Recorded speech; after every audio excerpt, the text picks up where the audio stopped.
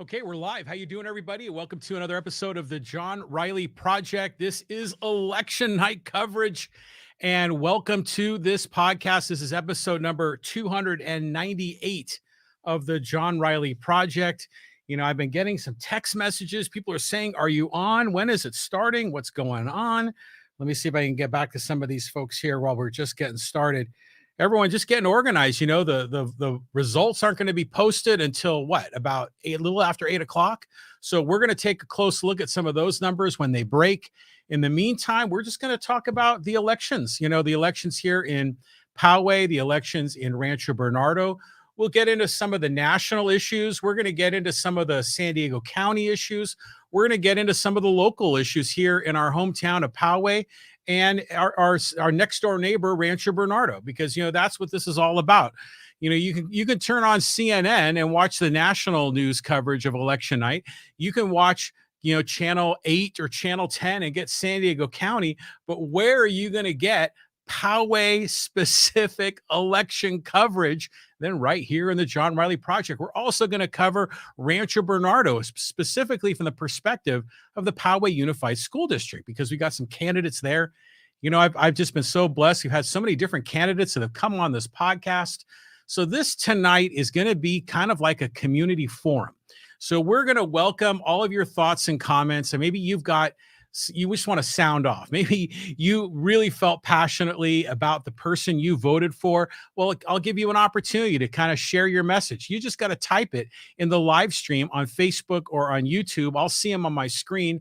I'll share them here for the community, and we'll make this a community forum. We'll have some fun, grab something cold to drink, pull up a chair. Let's have some fun. Now, yeah, like I said, we can cover the national stuff. Do you want to know what's going on with the Senate race in Georgia?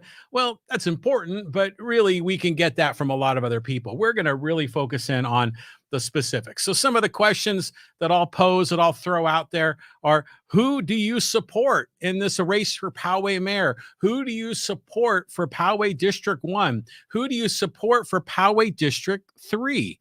And then in Poway Unified, who do you support in Area B, which is in the North Poway, kind of northeast Rancho Bernardo area? Who do you support in Area C, which is in 4S, kind of Westwood and parts of Rancho Bernardo? And then who do you support in Area, I believe it's D, right? That's Michelle O'Connor Ratcliffe's district, and that's Penasquitos. And so tell us what you think. Who do you support and why? Do you have some fun stories to share? Well, I've got a bunch of stories I want to share with you. Stories about elections, about campaigns. Maybe you were a candidate. Maybe you just saw some fun things that you've observed during this process, some stories you want to share. Type them in, share them on the live stream, and we'll read them on the air. What else are we going to do? Like, who do you think's going to win, right? I mean, we're getting ready here to look at the data, look at the results. Who do you think is going to win? Let's take a look, get your predictions. Let's you make your bet, let's see what you think. And then we're going to really dive in. Once the election data is available from the San Diego County Registrar of Voters, we're going to look at the numbers. And those, I'm assuming, are going to be released sometime after 8 p.m. So that gives us sort of like an hour to kind of hang out, kind of shoot the bull, talk about what we think, what we hope happens. And then once the data comes out right after 8 o'clock, I'm assuming it's going to be, pretty close to right after 8. Well, then we'll look at the numbers. And when you see that initial batch of data that comes out, that gives you a very strong indication of what the end result is going to be, because so many people vote by mail and so many people are dropping their ballots off at official drop boxes. They've been counting ballots, friends, for the last few weeks, and they've kind of got all those queued up. And we know that the percentage of people that vote by mail is significant. And in fact, I think it's like about 2/3, maybe 3/4 of the people vote by mail. So when those initial numbers come in right after 8 o'clock, that's going to tell us pretty clearly who's winning and who's losing. And the numbers don't change a lot. I mean, not that much after the numbers break. And so we're going to kind of break that down. So that's our game plan. What do you think? So again, I welcome your thoughts and comments. You can type them in on Facebook, on YouTube. Just key them in. We'll see them on the screen. We'll share your thoughts and comments. But I'm excited. I'm excited for a number of things. I mean, obviously, we've had a lot of wonderful guests that have come in here into the podcast studio that have sat down with us. I mean, for Poway Unified School District, we had Patrick Batten and Frida Brunzel. I wish I could have had more people from the school board races, but we had a couple of candidates in here. We learned a lot about the hot topics that are going on in our school district. Some of these are very local based topics, and some are some of the hard hitting national issues that we hear about in education. And then, of course, we had two candidates that came here into the podcast studio that were running for mayor. We had Yuri Bolin and Delta Esparza, and they're the two primary challengers against Poway Mayor Steve Voss. Of course, there are two other candidates that are in the race for mayor, and there's been some conversation online about them, especially even today. My understanding is, and this is hearsay, I have not seen anything official, that one of them has dropped out and the other one is mostly inactive. We'll call him a paper candidate. But you know what's going to happen is those candidates are going to get a lot of votes. And they are going to be a factor in this race, especially if the margin of victory for the mayor is a lot narrower than maybe we might expect. You know, some of those paper candidates will get votes. They'll get more votes than you think, and they may surprise. Then for District 1, of course, we had Hiram Soto on the podcast. In fact, he was the first political candidate to join me. We had a great conversation and learning all about his candidacy and the things he wants to do in Poway. And then later on, we had two of the three candidates for District 3 in the podcast studio. We had Kevin Juza and we had Tony Russo.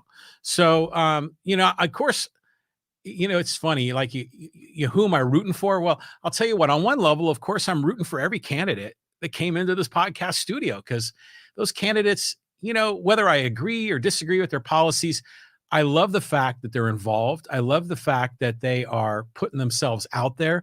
I love the fact that they love their community, that they love their city, that they love their school district, that they want to make a difference.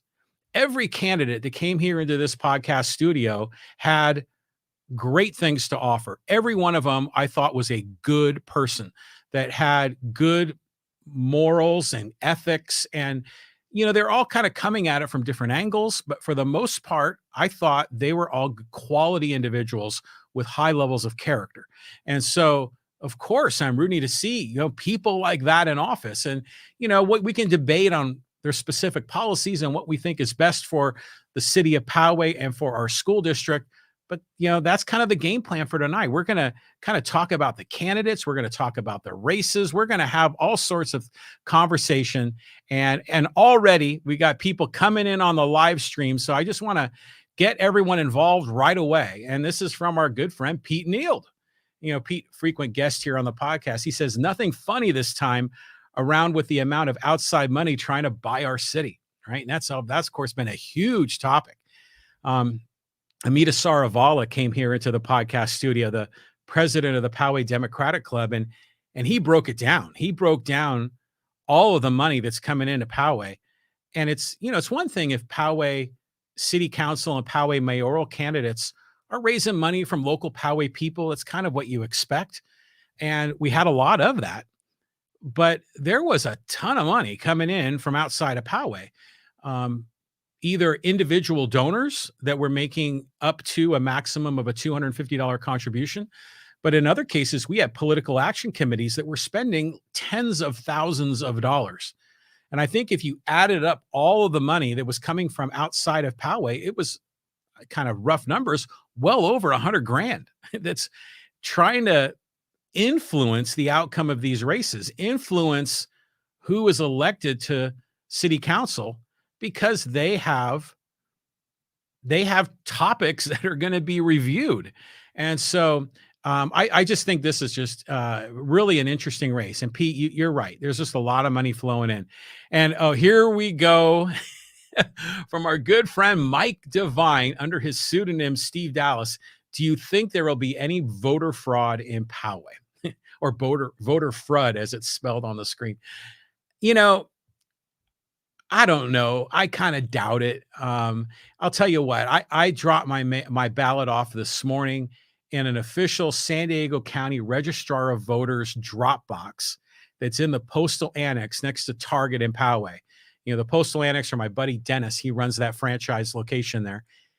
That's really secure, man. It doesn't get more secure than that. The registrar of voter people are coming in and collecting ballots multiple times during the day. But yeah, ballots are going to be mailed in. There's a lot of suspicion, that the market has been flooded with ballots and people are going to be voting illegally. I tend to doubt it. Now, do I think there might be some voter fraud? Usually there always is some, but usually it's pretty statistically insignificant. Now, of course, I'm open to evidence. If someone wants to prove their case, I'm all ears. You bring it in, and we'll look at the evidence. But I kind of doubt it.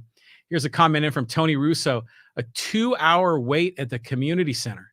Was that to vote today? Is that what you're saying, Tony? A 2-hour wait to vote? I used to really enjoy going into the polls and placing my vote physically. Like I liked when we had the Chads, I used to like to punch them. There was a time here in Poway we had electronic voting booths where you had a touch screen. And there have been other times, you just go into that styrofoam plastic propped up voting booth and you get your little Sharpie and fill in the ovals. I used to always like going in person because it just kind of felt, like you were involved in the process. It kind of was sort of an Americana thing. And you got the sticker and, that kind of makes you feel good for a little while. But I'll tell you what, since the 2020 election, I'm voting by, so-called voting by mail. It's just easier. And I have confidence in the system, but really a 2-hour wait at the community center. That's not good. Here's another comment from Casey Doan. Don't drink the Kool-Aid, Mike. Voter fraud is so uncommon. And, that's my take too. I'm not in denial that there's no voter fraud, but I really kind of doubt it. Now, of course, I'm open to showing evidence. If someone has evidence, bring it forward. But until that happens, I'm not going to really believe that's going to be much of a factor. Tony Russo goes on, I believe we will have change. There's a lot of change candidates running here in Poway for the Poway City Council races, right? So you got Mayor Voss, of course, running for his third term. He's not a change candidate, right? He's kind of the status quo, the establishment. Mayor Voss represents the stay the course, which, by the way, the stay the course message is very volatile. A lot of change happening in our community. But the two other active candidates for mayor, both Delta Esparza and Yuri Bolin, Delta to a much greater degree, those are change candidates. And then in District 1, you could safely say Hiram Soto is the change candidate, where Brian Pepin is really more of the status quo establishment candidate. And in District 3, you could say Peter DeHoff is the status quo establishment candidate. I mean, heck, his campaign slogan is stay the course, where Tony Russo and Kevin Juza are both change candidates, both to varying degrees of change. So this is what's going to be so fascinating when we look at the numbers. Does our community really want change? And especially, I think the District 1 race between Hiram Soto and Brian Pepin is the ultimate, what's the word? A litmus test? Is that the right word? Where you've got one-on-one, the votes aren't diffused, the votes aren't fragmented, and it's a clear change candidate, a very clear change candidate against a very clear establishment status quo candidate. The other thing that's fascinating about that race in particular is you've got one candidate that's very Republican and another candidate that's very Democrat. And Poway, we went over the numbers. Amita Saravala covered the numbers that Poway is now skewing more and more, getting closer to 50-50. Remember, before it used to be, Poway used to be a 2-to-1 ratio of Republicans to Democrats. Now it's almost 50-50. Republicans still have a slight advantage. So when you look at that District 1 race, you got one Republican, one Democrat. Who's going to show up at the polls? I think that's a fascinating race. So Tony Russo is a change candidate. He believes there'll be change. The way you wrote it, I kind of thinking of the San Diego State chant, I believe that we will win. So I believe that we will have change is what Tony thinks. Casey Doan says, thank you for bringing the truth, John. That's what I do. I tell you the truth and I share my opinions. and I try to be as accurate as I can with the information that I have. But yeah, okay, so and then Tony Russo saying a 2-hour wait right now. The polls close at 8, right? Are there people waiting in line to vote? Oh, that's unbelievable. Um, that's the other thing is why are people waiting to vote at the polls when they've had the ballots mailed to their house for weeks? That's surprising to me. Now, I know, generally speaking, a lot of Republicans prefer to vote on the day of, on election day, because there's, like Mike Devine was saying, there's some trust issues with the way the voting is handled, where the Democrats typically like to vote by mail, like to get their ballots in as fast as possible so that they're recorded and counted, because you can get the verification through the Secretary of State. So, wow, a 2-hour wait, really? Okay, going down the line, I tell you that the live stream is lighting up, and that's what this tonight is about. It's about a community forum where you can get involved.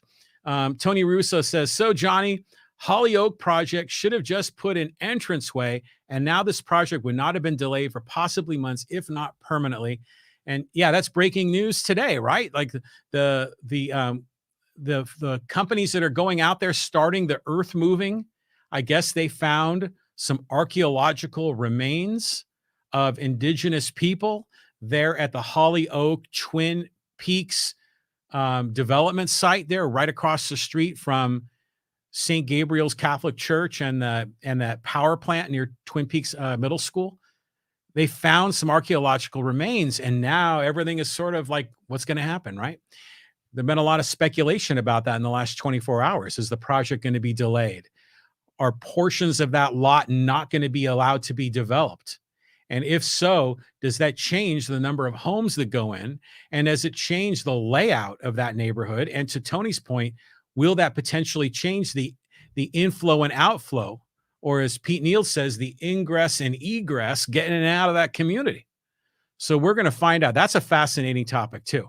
That's not going to get solved tonight, but we're real curious to see how that one shakes out. Who else is commenting here? Casey Doan says, gosh, I'm hopeful for Hiram. The campaign Pepin ran is disgusting. And we'll, again, share your thoughts and comments. I know there's a lot of people that have really strong opinions about some of these candidates, some of their campaign tactics, some of their messages, whether they're truthful or not. So let me know what you think, about the candidates, about their campaigns. Yeah, Hiram Soto has got a very vocal and visible group of organizers that are really cheering him on. Meanwhile, Brian Pepin, you don't see him out on the street waving signs. You don't see a lot of yard signs for Brian Pepin, but boy, you see a lot of ads. He's constantly in my Facebook feed. I think it's the San Diego gun owners community is running an ad for Brian Pepin, and it's constantly in my Facebook feed.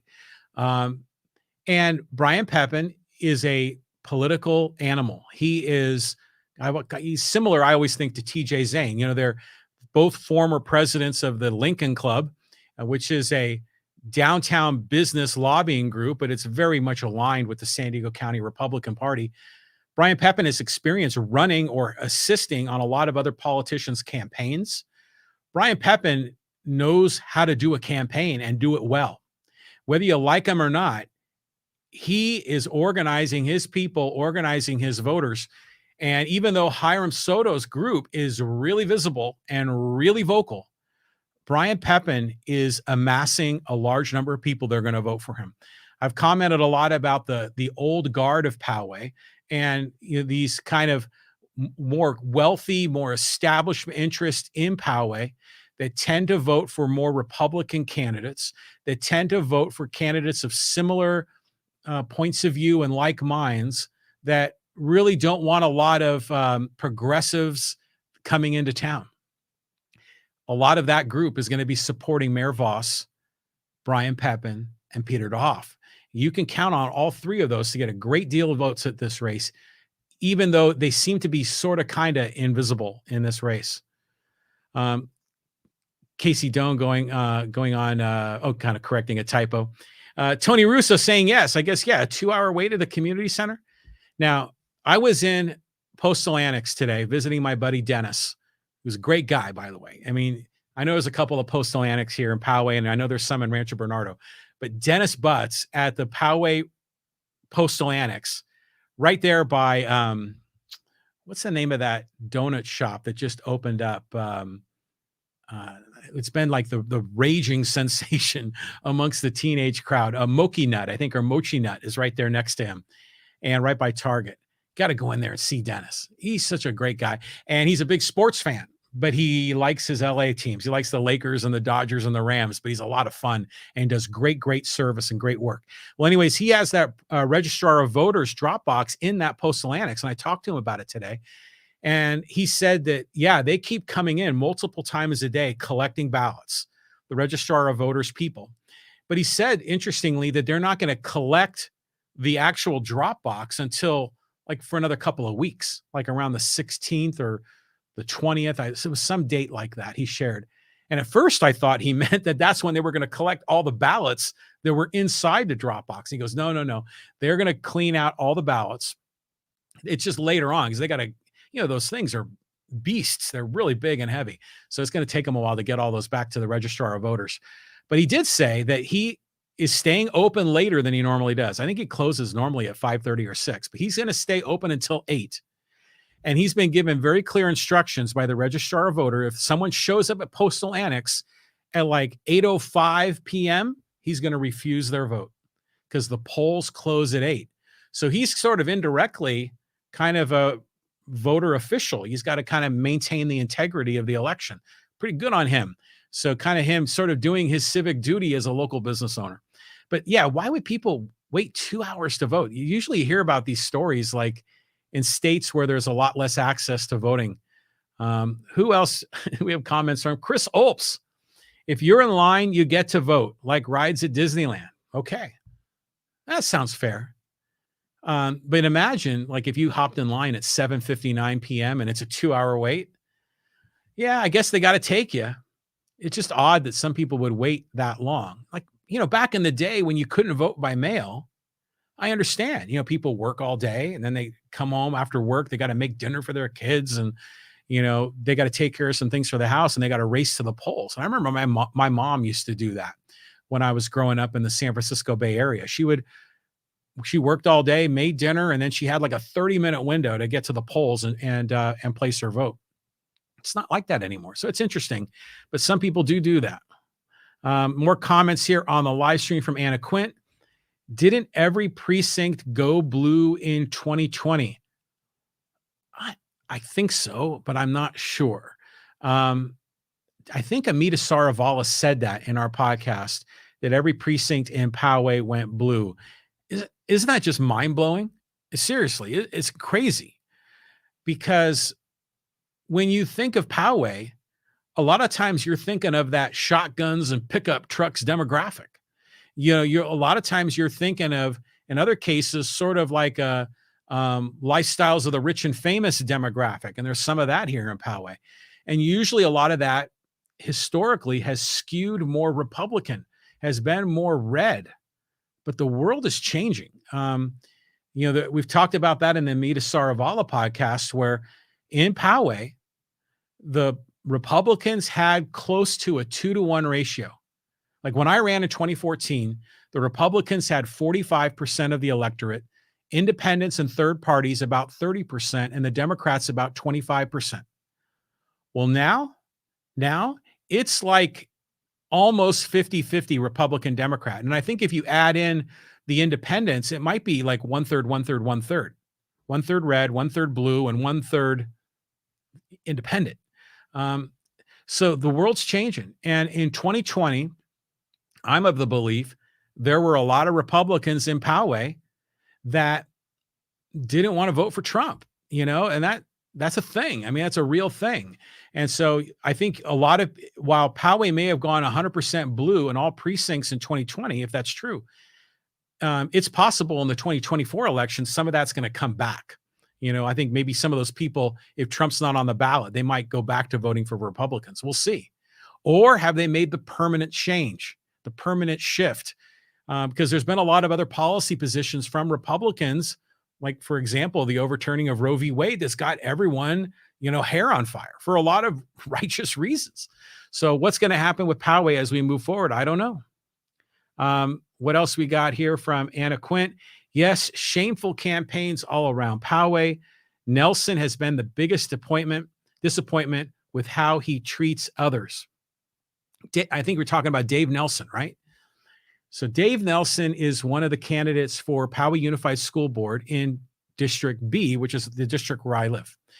And I see signs. There's some signs like about a block or two away from me that are Dave Nelson signs. And then we see a lot of them, the corner of Stone Canyon and Pomerado is a very entertaining sign intersection, because you've got all kinds of stop Voss signs, a lot of negative Voss signs, but then you've got also signs that are for Frida Brunzell and for Dave Nelson, but there are also signs that are against Ginger Couvrette, and I think against Frida Brunzell on that sign. So it's all kinds of positive and negative messages and personal attacks.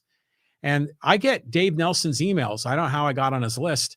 And he is very blunt in calling out his opponent, Ginger Couvrette, the incumbent, and his other challenger, Frida Brunzell, on their particular policy positions. I think that particular race, the Poway Unified School Board District B, or Area B, where I live, there are 3 candidates. And you could make an argument that Dave Nelson is kind of the far right candidate. He's kind of more aligned with, I'm going to make an assumption here, with the MAGA movement, with the Let Them Breathe movement in the schools. And then you've got Frida Brunzell, who is very much a Democrat, very much on the left, talks a lot about inclusion and racial equity, talks about bullying, talks about dyslexia, has a very different agenda than Dave Nelson. I mean, they're like very different. And I know there's been, friction between those candidates on the campaign trail. And then you have Ginger Couvrette, who is a Republican, who is the endorsed Republican, and is the incumbent. And I'll make an assumption that she is a generally moderate Republican, a person that's very well known in our community in Poway, former teacher, a very visible person in the real estate business, and also extremely active in youth sports. And so she's got a huge base of supporters. That's another fascinating race. That race is a 3-way, and it's possible that a single candidate may not get 50% of the vote. That's also true in Poway City Council District 3. A single candidate might not get 50% of the vote. Then what happens? I don't think we have a runoff, do we? I think it's just whoever gets the most votes wins. That was certainly true when I ran in 2014. There were 8 candidates, and they took the top 3. And yeah, the top candidate, I think, got like maybe 18% of the vote. It's incredible when you get that many candidates on the ballot and how it shakes out. So Dave Nelson, interesting character. I've never met him. I just see his campaign, and yeah, he's a very aggressive on the campaign trail. Anna Quint says, yeah, that's what Amit said. And I think, yeah, every precinct going blue. So, we welcome your thoughts and comments here in this live stream. If you have candidates you support and you want to tell us who you like, let us know. If you've got stories you want to share, maybe something crazy happened that you witnessed. I know there's been people accusing others of tearing down campaign signs. There's a lot of crazy stuff that goes down on these campaigns, especially as we get closer and closer to the finish line. So, I mean, all kinds of stuff going on, but let's just take a brief moment, and we're going to get back to Poway stuff. But what do you think about what's happening nationally? Pretty interesting, right? They're saying that the primary issue that people are talking about going to the polls isn't abortion, it's inflation. So inflation is a driving issue at the national level, but then, the economy is always a hot button, right? But, people say people vote based on their pocketbook, right? I don't think that's necessarily true. I don't think people vote their pocketbook, because a lot of times people will vote to increase taxes on themselves. I think people vote for what they believe is right. People vote based on their moral code, and that's what drives people to vote. But the economy is still a huge issue. And then really, which party is better for the economy? You know, stereotypically, people used to think Republicans were better for the economy, but what was the GDP growth rate under Trump? It was like 2%, before COVID. And then Biden gets in office and our GDP growth rate went negative for a while. So, which party is better for the economy? I mean, when is the last time our economy has been roaring when it wasn't somehow connected with a pandemic, coming out of a pandemic? You probably have to go back to Clinton and maybe even certain years under the Reagan presidency when GDP was over 4% GDP growth. So yeah, what's going on with the economy? Which party is better for the economy? I think we can make arguments there. The abortion issue, I thought for sure was going to drive a flood of Democrats to the polls. But still, we're hearing about a red wave.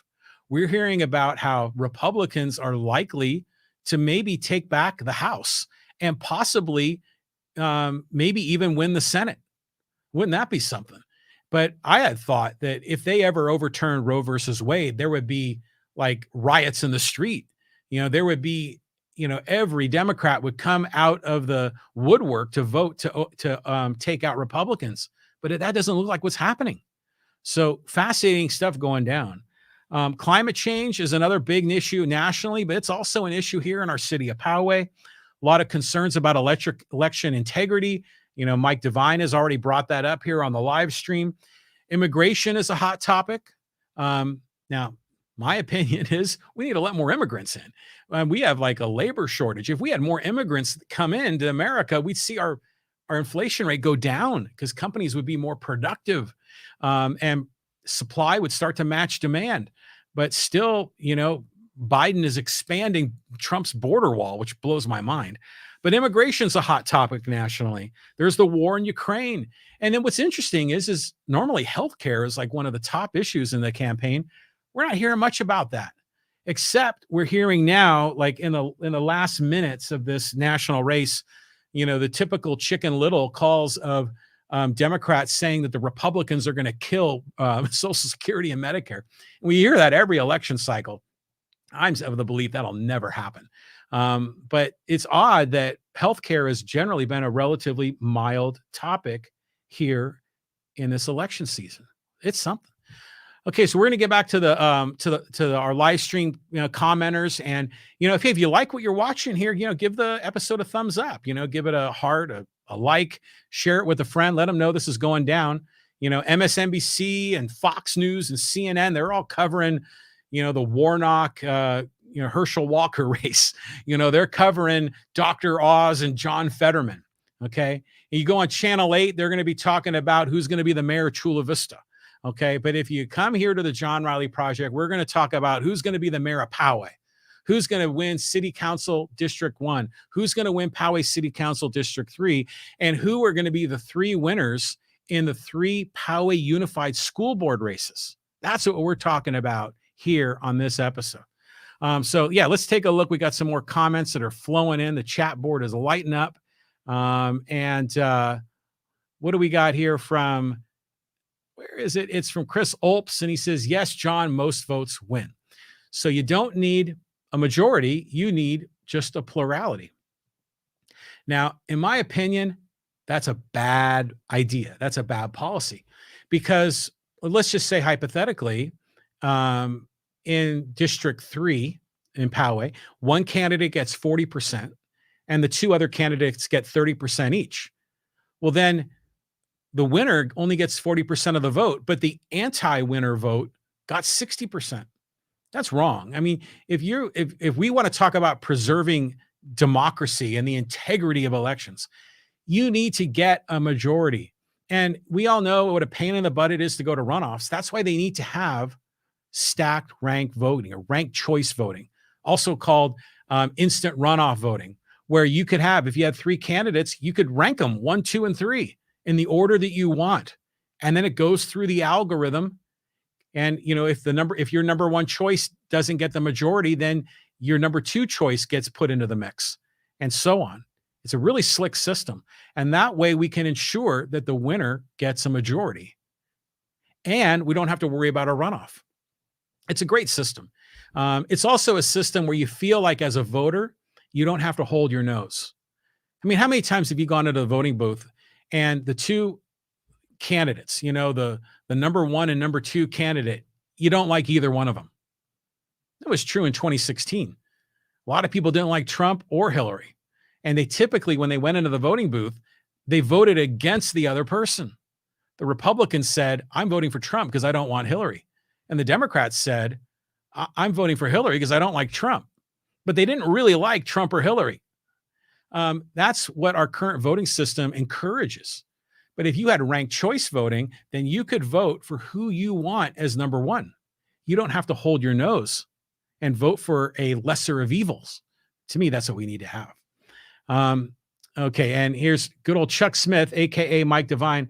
Hi, John. This is Mike Devine, banned for another 23 days from Facebook. Happy to be here. Yeah, Mike. What's up, man? Why are you always getting kicked off of Facebook? What are you saying? What are you doing?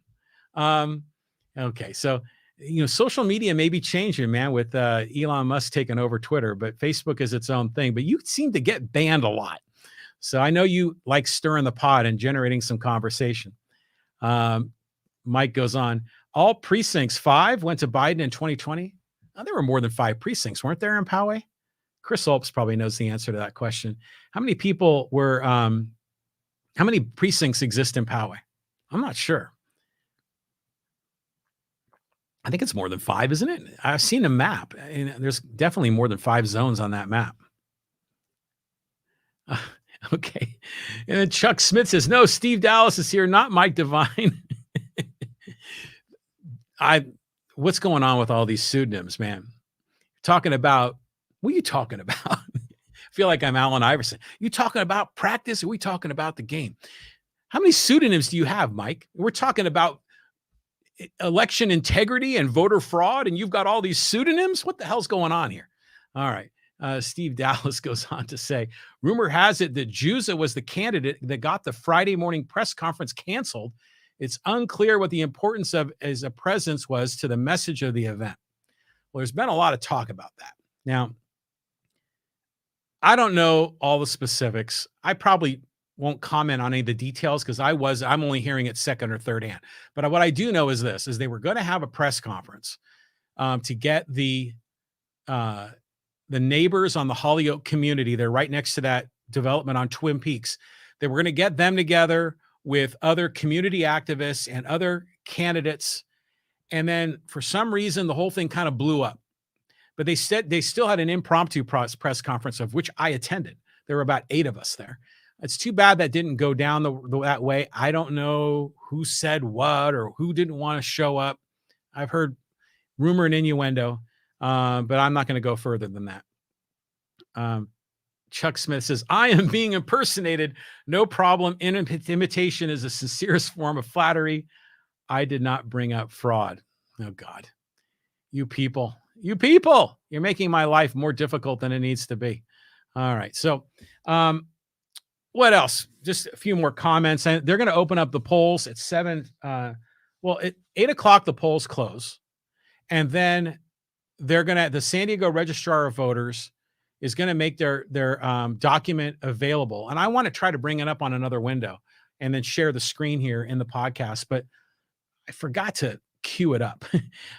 It's usually like a PDF file that they have on the San Diego vote.org website. So I'll bring that up when we find out that it's publicly available. My guess is that Chris Olps and some of you others out there are probably hitting the refresh button on the sdvote.org page or sdvote.com page to see when those numbers become available.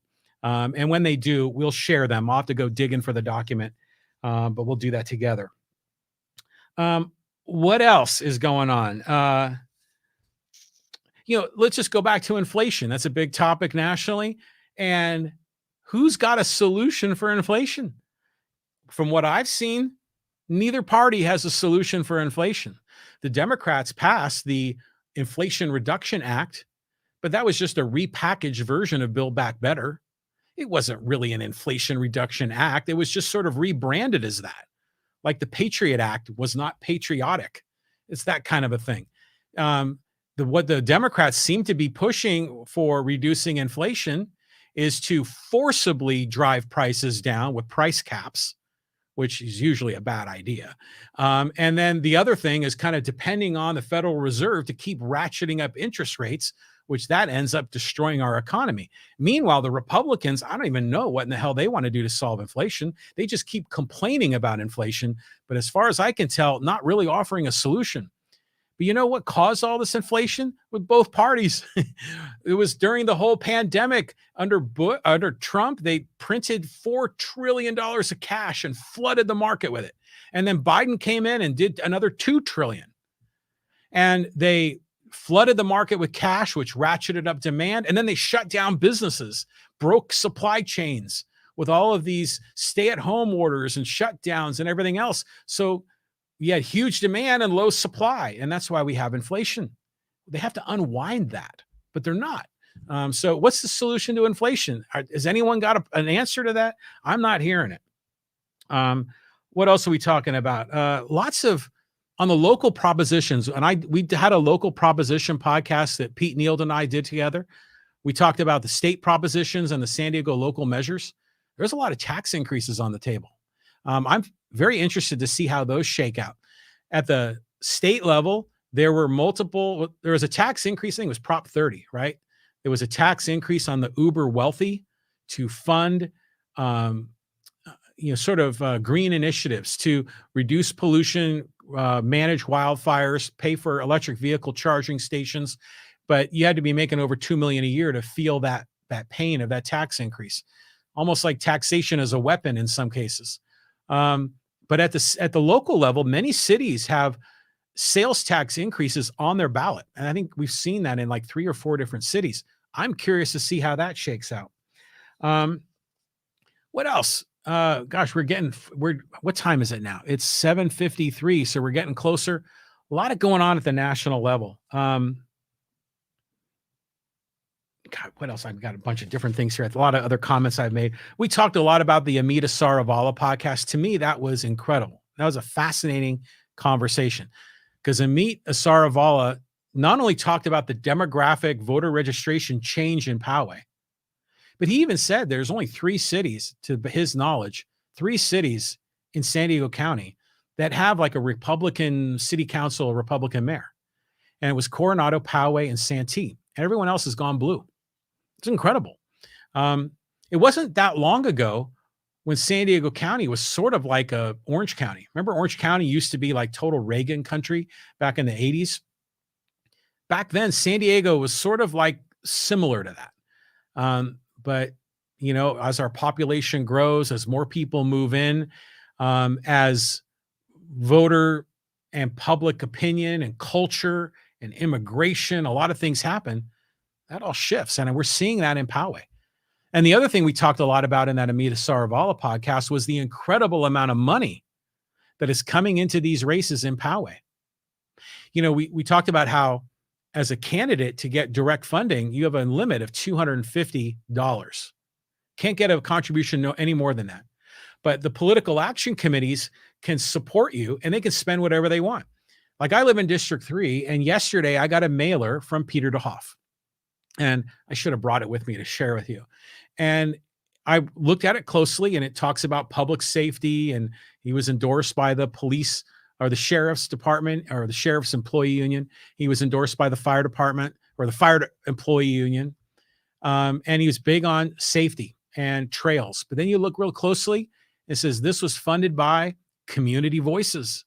That's the political action committee that Amita Saravala shared in that podcast. Dollars coming from the Lincoln Club and other private donors going to Community Voices. Community Voices doesn't have a limit on how much they can spend on these campaigns, as opposed to an individual donor with a $250 limit. We saw a lot of mailers like that. Mailers from the San Diego Police Officers Association coming into Poway. And we don't even have the police officers of San Diego have no jurisdiction here. We're policed by the sheriff, the county sheriff, not the city of San Diego's police department. So lots of money moving around. And then, by the way, if you're a school board candidate, there's no limit, none.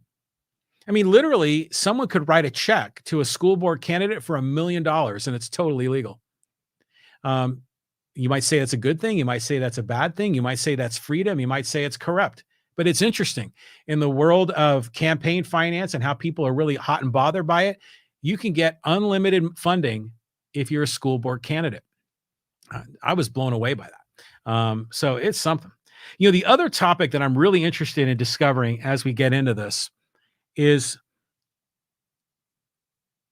if Mayor Voss is reelected. And I think if you're a betting person in Vegas, that's a very likely outcome. And that's no disrespect on the challengers, but I think it's, Mayor Voss has got a huge advantage, right? He's going for his third term. He's very well funded. He's part of the political establishment. He's got huge support amongst the old Poway guard that I've talked about quite often. I'm curious to see that if Mayor Voss wins, what is the margin of victory and how does it compare to his margin of victory in 2018 and 2014? I'm of the opinion that Mayor Voss will probably win, but his margin of victory will be much narrower than it was in 2018. And I ran the numbers. Voss won by 25 points in 2018, 25% of the vote. He got 25% more of the vote than his competitors all told. In 2018, Voss had 62.5% of the vote for mayor. And the other three candidates in 2018, Brian Edmonston, Emily Johnson, and Yuri Bolin, had a combined 37.5%. So Voss had 62.5%. The three challengers put together had 37.5%. I'm doing my math. That's a 25-point spread.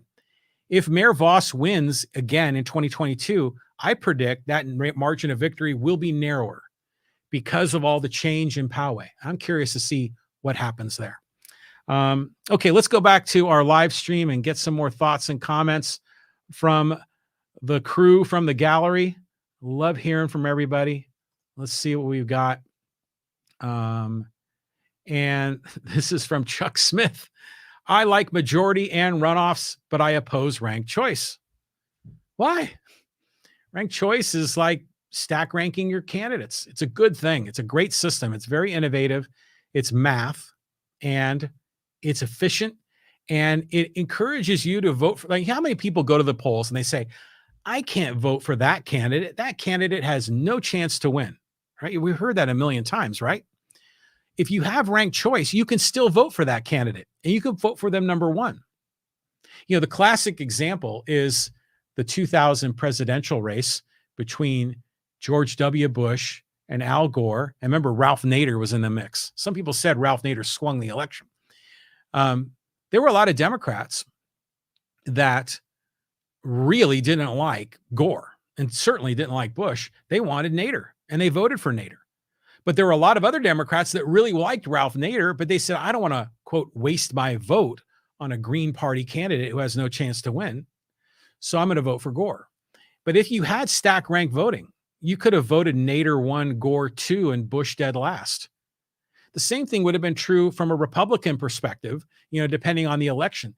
I think ranked choice encourages you to vote for who you want rather than against who you don't want. And that's a totally different mindset going into the polls.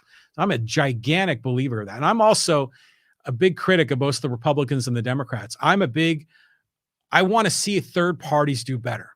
Whether it's Andrew Yang's Forward Party, the Green Party, the Libertarian Party, I don't care what party it is. I just want to see the duopoly of the Republicans and Democrats start to break down because they are successful at sort of rigging the system for the two primary parties. Ranked choice voting kind of helps unwind some of that rigging, and that's why I'm a big supporter of that. Gosh, we got a whole bunch of more comments. Steve Dallas, who's Chuck? Chuck Smith, runoffs do not make me worry. Yeah, runoffs, but runoffs, you got to get people out a second time to the polls. And people, who have lives, man, we can just vote once. You don't have to vote twice or whatever. Just vote once. It's ranked choice voting is also called instant runoff voting because it's like a primary and a general election all in one. It's a good system. And cities and states all across America are adopting it because they look at it and they go, yeah, this makes sense for a lot of different reasons. Chuck Smith says, I put a picture of Hunter in his underwear. I don't know what we're talking about here.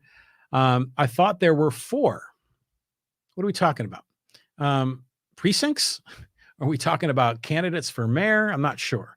Maria Elena Solon Hernandez says, I thought there were 4. Going down the list here, Tony Russo says, I will. Didn't want to stand next to Tony Russo because I was a Republican. Okay, this is going back to the Hollyoak press conference and the drama there. Tony had mentioned that to me, that Kevin Juza, Tony Russo, Kevin didn't want to appear next to Tony. I don't know. I don't know firsthand what happened. These are some of the stories I'm hearing. Tony Russo goes on to say he wasn't worried about the people, but his own personal interests. Okay, now we got some attacks between different candidates. Pete Neal says, I tried to watch this on my Meta Quest 2. Don't bother, 360 view doesn't work. Not sure what that means, Pete. Chris Olps goes on to say, don't know the number of precincts offhand. It's definitely a big number. Yeah, that's what I thought. I saw the map, and you see all the different polygons in Poway. And I'm just going to guess 25 precincts, something like that, maybe 20, not 5. There's definitely more than that. It's definitely a double-digit number. Maybe it's 15. I'm not sure exactly. Marina Elena Solon Hernandez says homelessness and affordable housing. That's been an interesting topic, right? In our race here in Poway, and we hear a lot more about that at the state level because housing's so damn expensive, whether you're buying a house, whether you're renting a house, renting an apartment. Those condos at the Poway Commons, they were originally going to go between $600,000 and $700,000. Now they're selling for what, 900, 800, 900. But now the market's shifting back again. Interest rates are going up, so real estate prices are going to come down. Everything's in flux. One thing's for sure is that one of the big contributors to homelessness, and there's a lot of different contributors to it. There's no silver bullet solving homelessness, but one of them is the fact that housing's so damn expensive. Remember, there was a candidate that ran for governor in New York, and his campaign platform was, the rent is too damn high. That guy was great. And he's right. Rent's expensive as hell. I'm of the opinion we need more supply. I'm of the opinion there's been, great demand to live in California, great demand to live in San Diego, great demand to live in Poway and Rancho Bernardo, but the inventory is so small. And when you have very low inventory and great demand, what happens to prices, right? They go up. So housing is going to be a problem on an affordability basis, especially in a community like Poway, Rancho Bernardo, where we have a really good school district and people want to move here. So that's always going to be an issue. Now, people are calling for affordable housing that's either in these new developments that the developer makes some of the houses less expensive. Well, they do that by making the other houses more expensive. In other cases, some people are saying, well, we need to have more government programs that subsidize housing. I'm really happy that California Democrats in Sacramento are starting to open up to new, more innovative ideas to housing. For the longest time, you couldn't build housing unless you had a certain number of parking spaces per unit, per housing unit. I know that's been a hot topic here in Poway at the Fairfield development. Some people arguing that there's not enough parking that's going to be there. Chris Olps, I'm sure if you're on the live stream, you could probably tell me the numbers. But now what they're talking about is allowing higher density apartments and condos in a close proximity to mass transit. And in those cases, the parking requirements can be a lot less. I like that idea. I really like that idea because now we have more supply. We're now thinking differently, thinking more innovatively. And by doing so, we're going to make housing more affordable. Is it going to be affordable for the single mom on a minimum wage job with 4 children? That's a whole other ballgame. And that involves a lot of other government programs that get involved in that. But I'll tell you what, housing would be a lot more affordable in our community if there was more supply. And you talk with a lot of real estate agents and they'll tell you about the inventory. And when inventory is low, you get bidding wars and prices go crazy. And I think that's what we were seeing at the Poway Commons. But that's going to start to change as the interest rates start to go up. Chuck Smith says, solution for inflation, get rid of the R's and D's. Well, yeah. Inflation is Do you know who Robert Reich is, or is it Robert Reich? He's the former labor secretary under Clinton. His Twitter feed is unbelievable. Robert Reich is a very left-wing progressive guy, and he's intentionally provocative. We're seeing a lot of that on Twitter amongst politicians like Bernie Sanders and Alexandria Ocasio-Cortez, especially on the left, that are intentionally provoking people with really hot takes on Twitter. Usually politicians are a lot more careful. Well, Robert Reich is saying the reason we have high inflation is because of those damn greedy corporations. Well, yeah, corporations are raising their prices, but they're doing it because the incentive structure that government policy set up encourages them to do it. When people have all this new money that's been flowing into them from all these handouts, the $6 trillion, aggregate demand in the market is way up. And meanwhile, the supply chain still hasn't fully recovered. I mean, try go buying a car and you're paying well over MSRP because the supply chain is still whacked out because of all the shutdowns and stay-at-home orders, and that completely distorted the market. Corporations are always going to try to get the most they can for their product, and shoppers are always going to try to pay the least amount they can. And usually in a marketplace where there's competition, that kind of tends to balance out. There's a certain level of equilibrium. But when there's distortion and there's less competition, or in other cases, there is insane demand, then yeah, prices are going to get whacked out.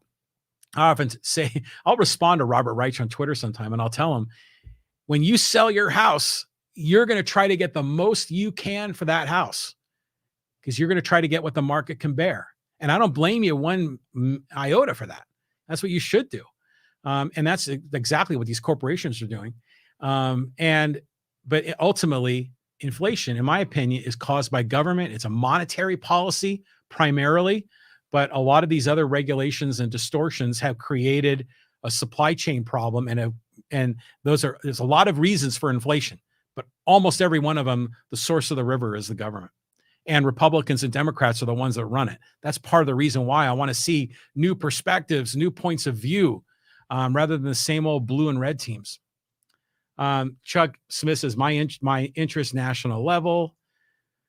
Chuck says, Orange County was red until they legalized ballot harvesting. And here we go again. Orange County's changed a lot. Santa Ana is a huge Latino community lives there. Demographics have changed. Demographics of the wealthy in Orange County have changed. Voting behavior has changed. Orange County has been on a steady trend in the direction of becoming a blue county for a long time. Since Reagan, it's been a steady erosion of a Republican majority in Orange County. And what is it now? I think it's a slightly Democratic leaning county now, which is incredible how things change. Delana Gilroy Ulp says, hey, yeah, I'm here for the party. Had an appointment. All right. You know, this isn't a happy hour one. We're still trying to keep our wits about us. It's 8:09. Has anyone found out if they've posted the results? I'm going to go check the website here in a minute. Chuck Smith said 64.2 for Voss last time, not 62.4. Oops. Okay. Sorry. I went on poway.org on the city website, and they had a document that showed the voting results, and that's what I used. And I did the math. I might have had a typo on the calculator, but yeah, Voss had like a roughly 2/3 of the vote, right? Maybe a little bit less than that. What's it going to be like this time? I'm curious.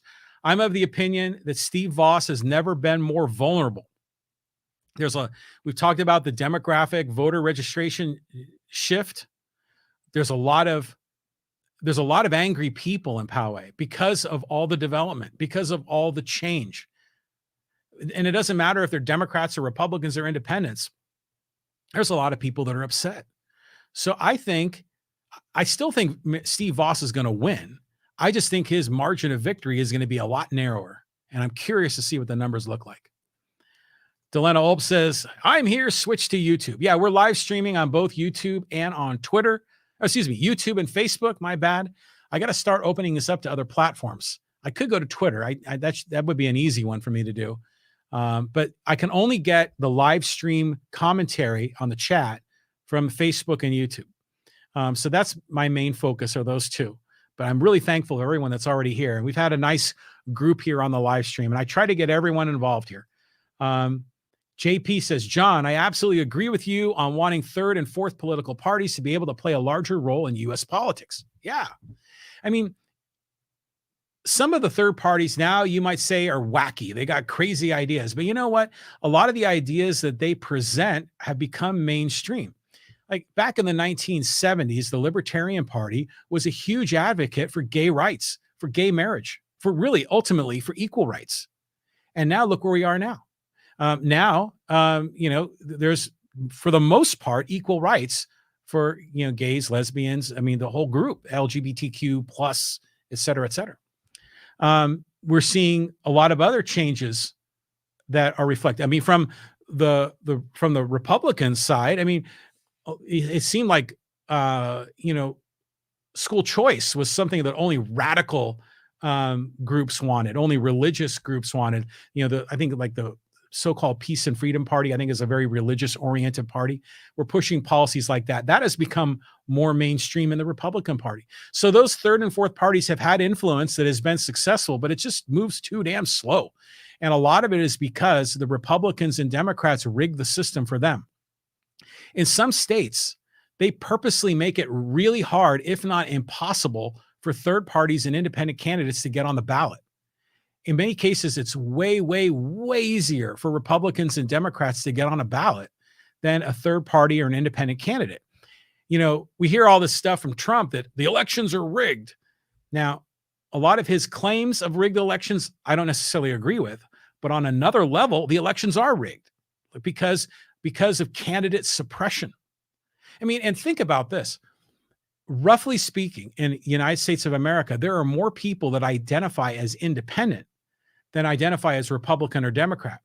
But when we have the national debates, last time it was between Trump and Biden. Prior to that, it was between Hillary and Trump. How come there's no third person there representing all the independent voters? We only see two. And it's like that every election cycle. You had to go all the way back to 92 when Perot was in the debate with Clinton and Bush. Remember that one? That's when Bush was looking at his watch, George H.W. Bush. But Perot made the debates in 92. And so what did the Presidential Debate Commission do? They raised the requirement to make it harder for third party and independent candidates to get in. And so they're always faced with a chicken and egg problem where you can't get in the debate unless you have a certain level of public support, but you'll never get that level of public support if you're not in the debate. So it's catch-22. We need new ideas in this nation, and the Republicans and Democrats keep churning out the same old thing, and it kind of drags me down. Tony Russo says, not a personal attack, John, just stating facts, bud. Hiram Soto reached out to me to be united, and we agreed, and then it all got stopped after the wheels were in motion. Not what we as a community should stand for. Never personal. Great show. Thanks, Tony, for the props. Yeah, I know there's a lot of drama with that supposed press conference in the Holyoke community. Moving down the list, Delana Ope says, how do we accomplish that when they keep reducing our MTS in Poway? Yeah, public transit sucks in Poway. It's awful. And it's a problem. Yeah. And I think a lot of the development that we're seeing where they're able to build more, where there is going to be, less parking requirements, that's going to be in more urban areas of San Diego County, right? Like probably, and I'm just guessing here, City Heights, North Park, Hillcrest, South Park, it'll be in those communities where there's a lot more higher density and a lot more access to public transit. Now, a lot of people say we need more public transit in Poway, and I'm not a big proponent of public transit. I'm a believer that the world is going to be changing here as electric vehicles and self-driving electric vehicles become more intelligent. They're going to get more people from point A to point B where they want to go more efficiently and more effectively. But a lot of people still believe in buses and trains and monorails. I even heard one suggestion on Facebook that they need to put a monorail right down the center of Poway Road. Can you imagine that? Yeah, I mean, mass transit stinks here, and it's always been bad. I don't know what the solution is for that. That's probably something for the Sandag people. Chuck Smith says many cities nationally are reducing parking requirements. Yeah, that's my understanding. And it makes building easier. And when you make building easier, then there's more supply and then prices start to come down or at least stop going up so radically. The other thing they're talking about doing is also building housing that is maybe smaller, studio apartments that they don't have to meet certain regulatory requirements. They can actually have more high density living. I mean, you want to talk about a solution for homelessness. Imagine having places that are available where it's a lot more affordable to live because a lot more people can live in a certain place. But as long as there's such strict regulations about parking and a lot of other rules, it's just going to drive up housing and it's going to make it harder to build. Chuck Smith says, Robert Reich is so short he can't see his desktop or reality. Yeah. How tall is he? He's like 5'3", something like that. He's an incredibly smart guy, very articulate, and really can make a presentation. He loves those animated cartoon drawings that he shares on Twitter all the time. And but yeah, he's been very provocative on Twitter for the last few years. Chuck Smith says Latinos are family-oriented conservatives.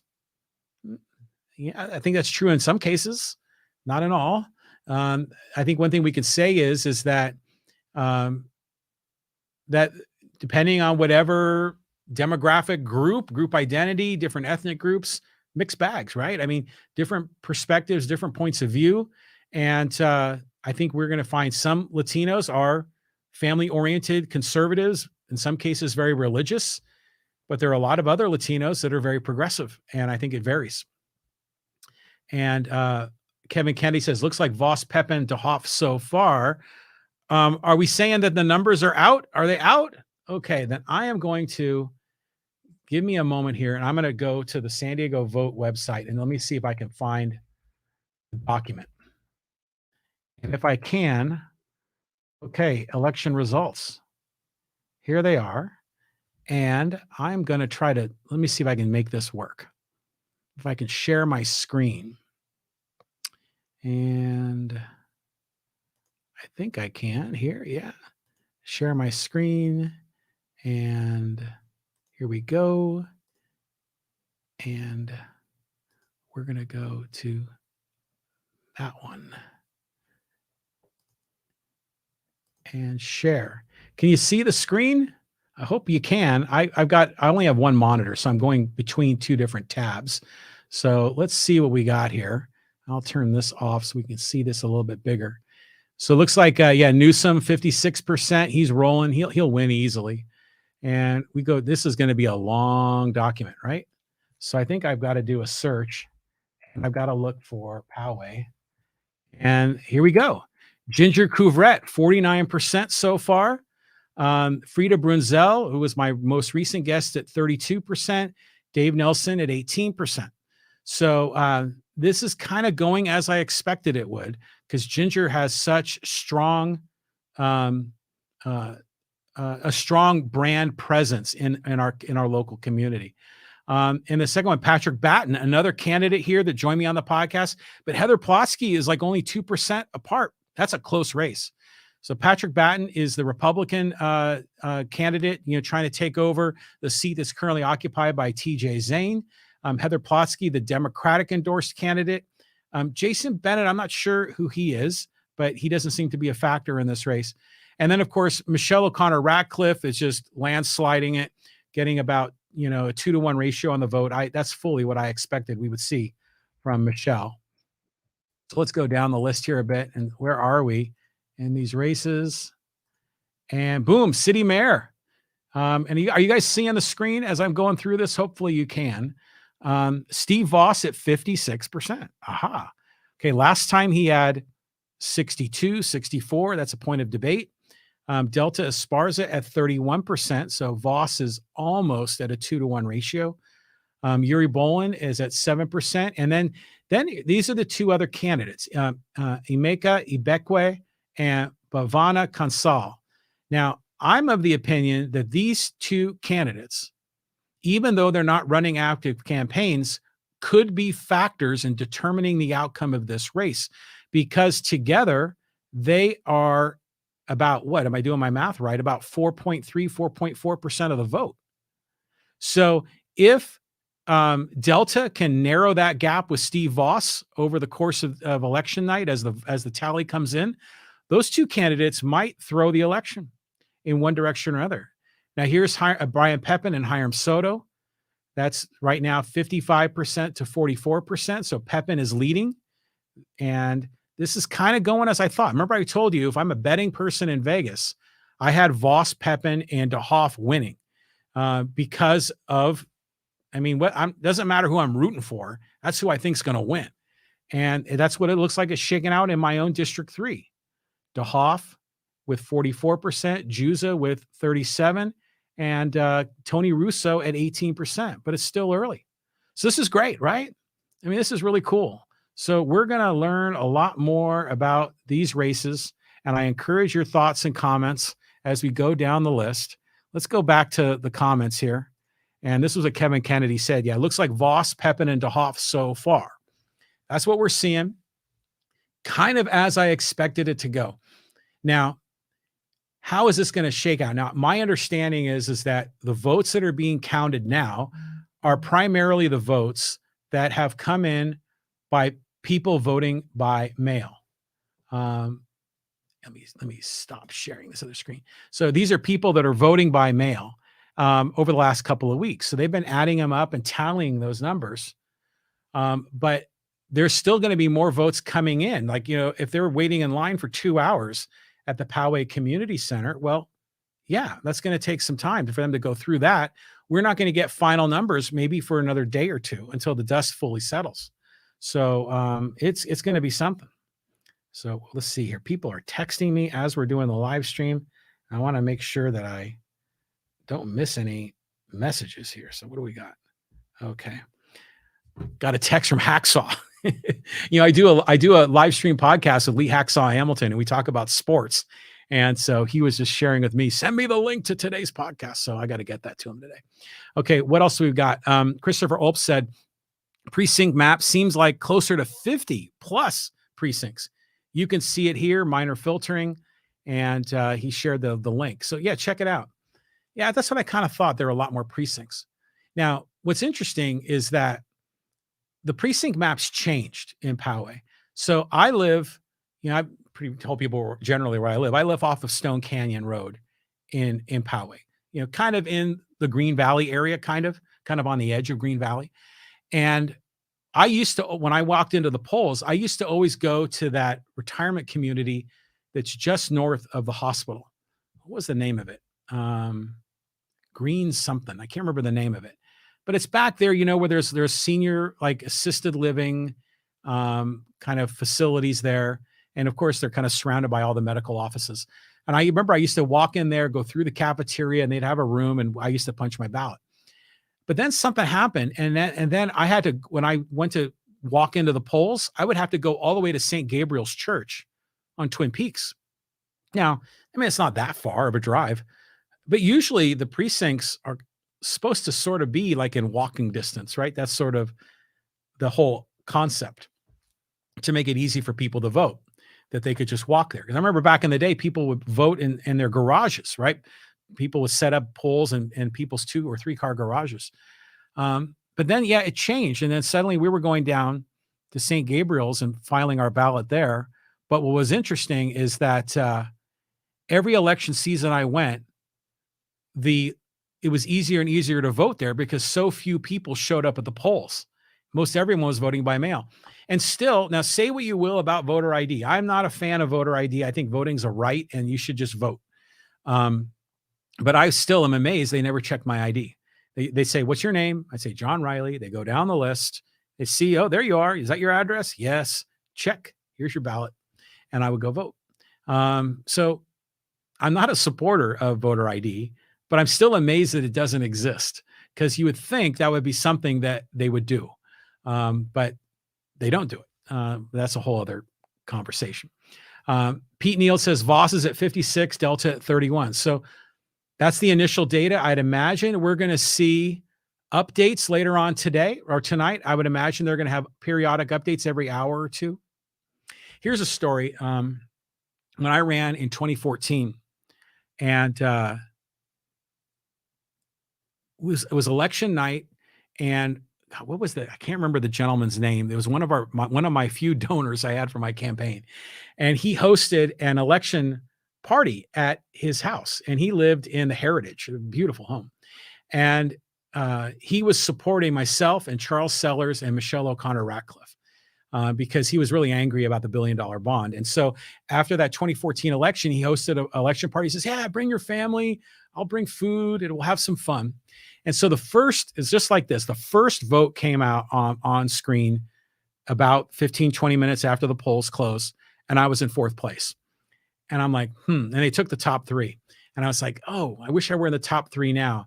Well, maybe it's going to change. Maybe it's volatile. Maybe I'm going to move in a second, or I'll move into first, and then the next one came out and I was still in fourth.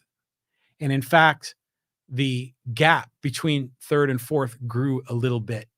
And it became very clear to me that they had such a significant sample size that were already counted in that initial run of votes that any additional votes were going to likely follow a similar pattern. It's like polling, right? It was going to follow a similar pattern. And that gap might narrow a little bit, might expand a little bit, but it wasn't going to like radically change. Now, things are a little different these days because Republicans generally like to vote closer to election day, usually the day of, and the Democrats vote ahead. So you would assume that as the election gets closer and closer to the end, that the Republican candidates start to narrow that gap.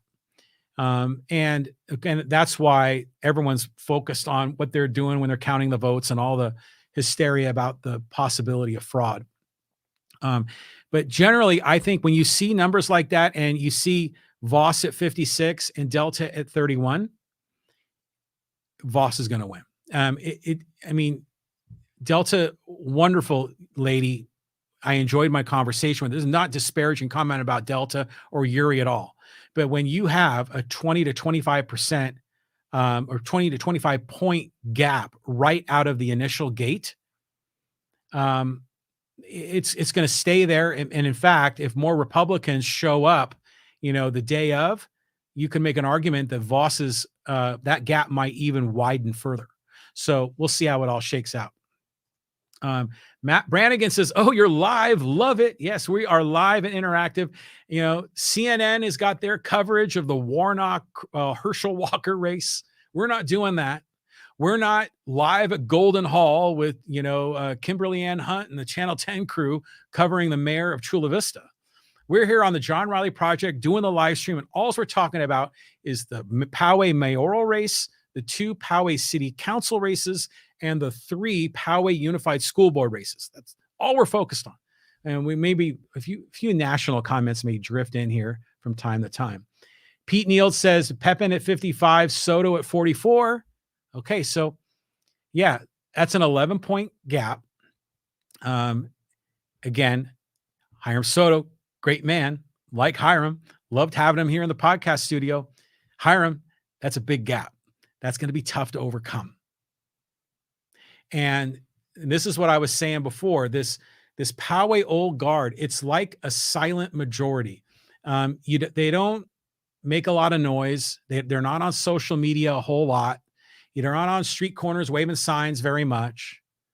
But it's like this undercurrent of people that are connected, this undercurrent of people that are hosting, kind of candidate meet and greets, that are bringing these candidates to their home and having meetings with 20 or 30 donors at a time. And that is this underground network of people that is a big part of Poway, in Poway politics. And that's why this kind of establishment, this sort of old guard, consistently drives a lot of these elections. And I was interested to see how this was going to shake out because of the changing voter demographics. Because according to Amita Saravala, it's close to 50-50 Republican Democrat, right? But there's still all the independents. So who are they voting for? I think we're saying Poway is roughly 1/3 Republican, 1/3 Democrat, 1/3 independent. Well, it looks like a lot of those independents are more voting for the Republican candidate. In this case, Mayor Voss. In this case, Brian Pepin. And in this case, the newly anointed Republican Peter DeHoff, who, by the way, so I've heard, changed his voting registration to Republican right before he got the party's endorsement. Interesting how that works. That's all the stuff behind the curtain in politics. It's something. Delena Ulp says, wow, those are close numbers. Yeah, I think we were talking about in the Poway Unified School District Area C, Patrick Batten and Heather Plotsky. I mean, that's like a 2% gap. Now there, anything can happen. A 2% gap in the next round of ballot counting, Heather might start to make up that delta, might be able to get ahead. Curious to see how that's going to shake out. Pete Neal says DeHoff at 44, Juza at 37, Russo at 18. Now, I was speculating in this one in District 3 that it was likely no single candidate would get 50%. I said, wouldn't it be something if no single candidate even got 40%? And that could happen. That could happen. So we'll see. But right now, yeah, this is a three-way. Now imagine if there was a ranked choice. There are two change candidates, Juza and Russo. Imagine if you were a voter that wanted change, you could have, let's just say hypothetically, had Juza as your number one, Russo as your two, and DeHoff as your three. Well, if that would have shaked out, then it's likely that DeHoff would lose. But because we don't have ranked choice, because it's now the plurality, right? Not even a majority, a plurality is all you need. You know, that's not democracy, right? Democracy is you need a majority.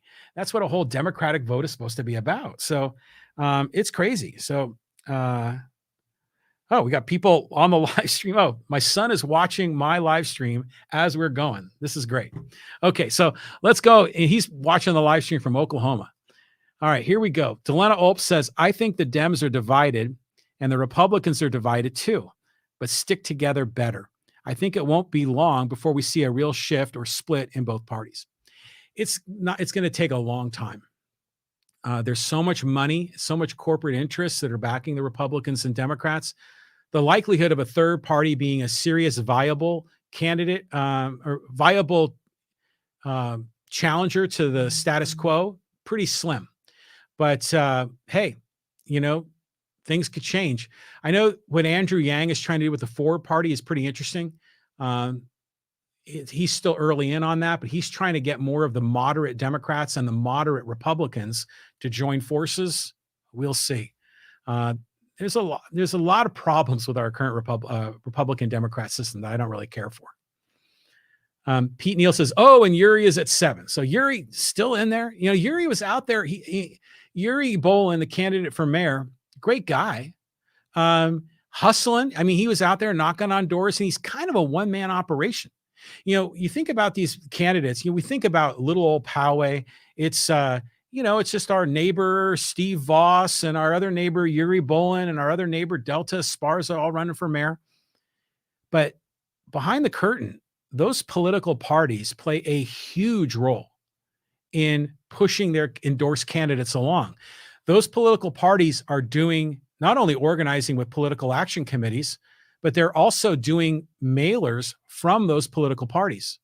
I mean, even the San Diego County Democrat Party came knocking on my door and dropped off a door hanger of all their endorsed candidates. So they've got armies of people going out into the precincts, knocking on doors, promoting Democratic candidates. The Republicans are doing the same thing. Yuri Bolin is a one-man show. He doesn't have that. He's an independent candidate, and he's out there doing the hard work, man. So good on you, Yuri. I mean, I know he's got a huge uphill battle, but he's out there fighting the good fight, and I like that. I like seeing that sort of participatory democracy in our community. Matt Brannigan says, I see you're sporting the designer stubble this evening. Well, it's Movember, right?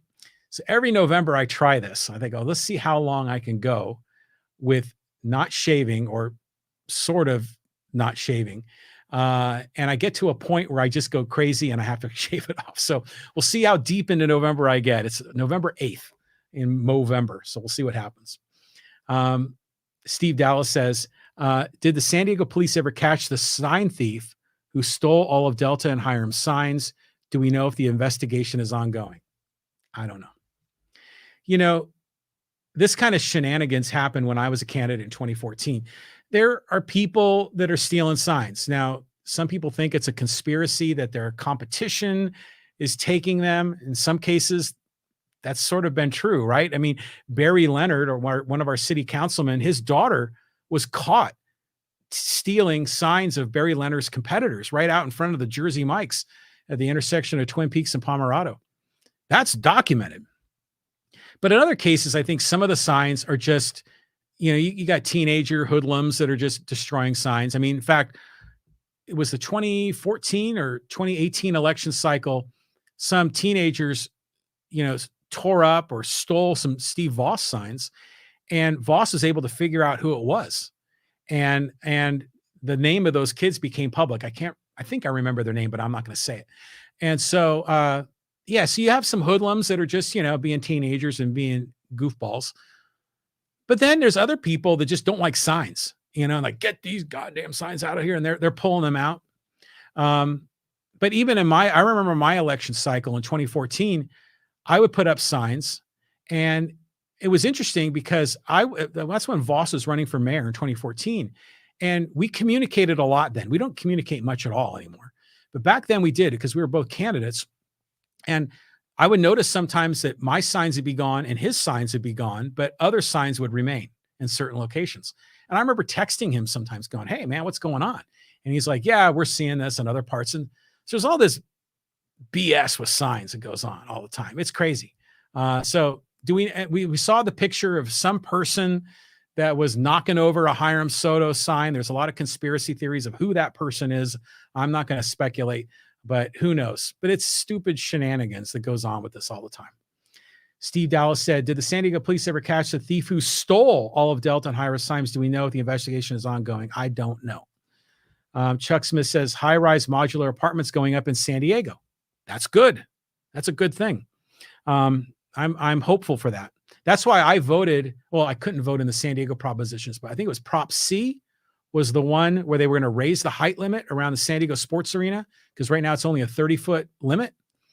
I am a big proponent of eliminating that limit, because we need more housing, and you can't go horizontal much unless you want to start building, out in Borrego Springs or in the Anza Borrego Desert. So you have to start going vertical.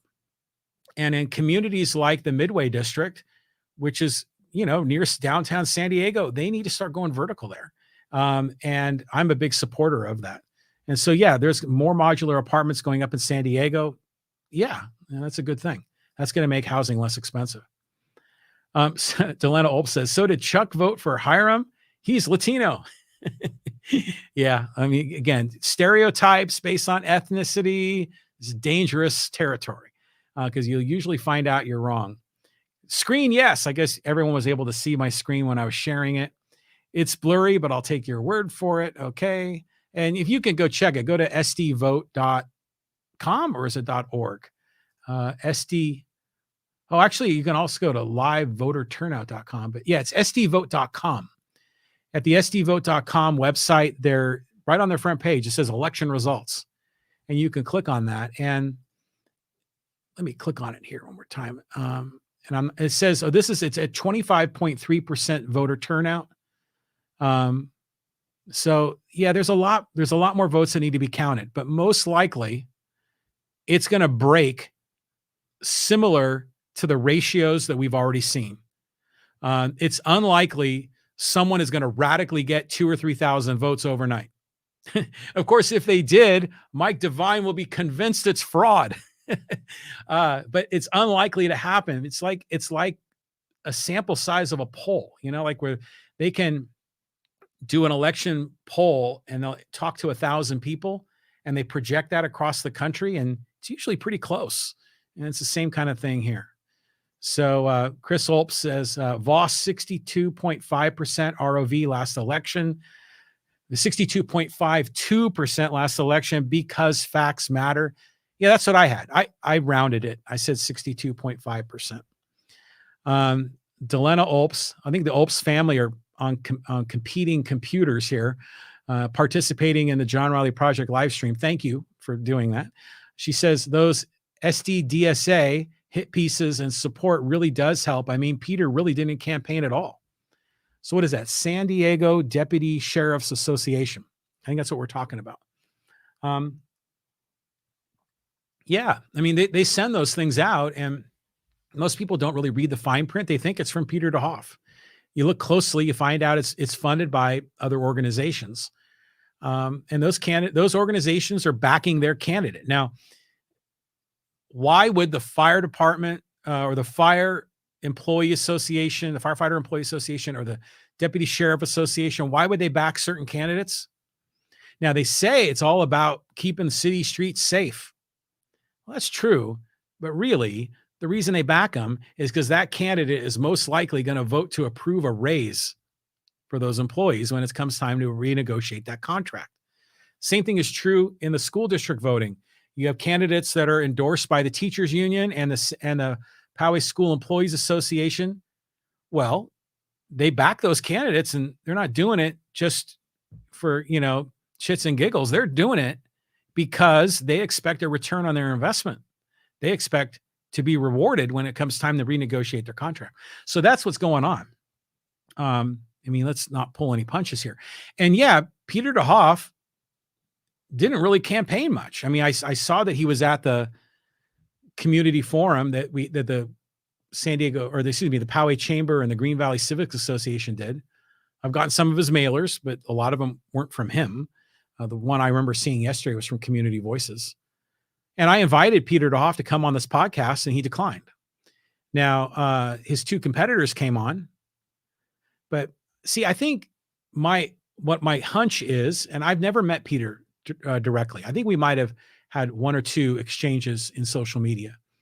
But my assumption of his strategy was just sort of lay low, stay under the radar, and just kind of go in under the coattails of Mayor Voss. And if he's supported by Voss, then that whole sort of Poway old guard kind of falls in line. And I think that was his campaign strategy, and it's working. He's winning, right? And perhaps he thought going on a live stream, long form conversation was too risky. He might get into an uncomfortable situation or say things that he didn't want to say. I don't know.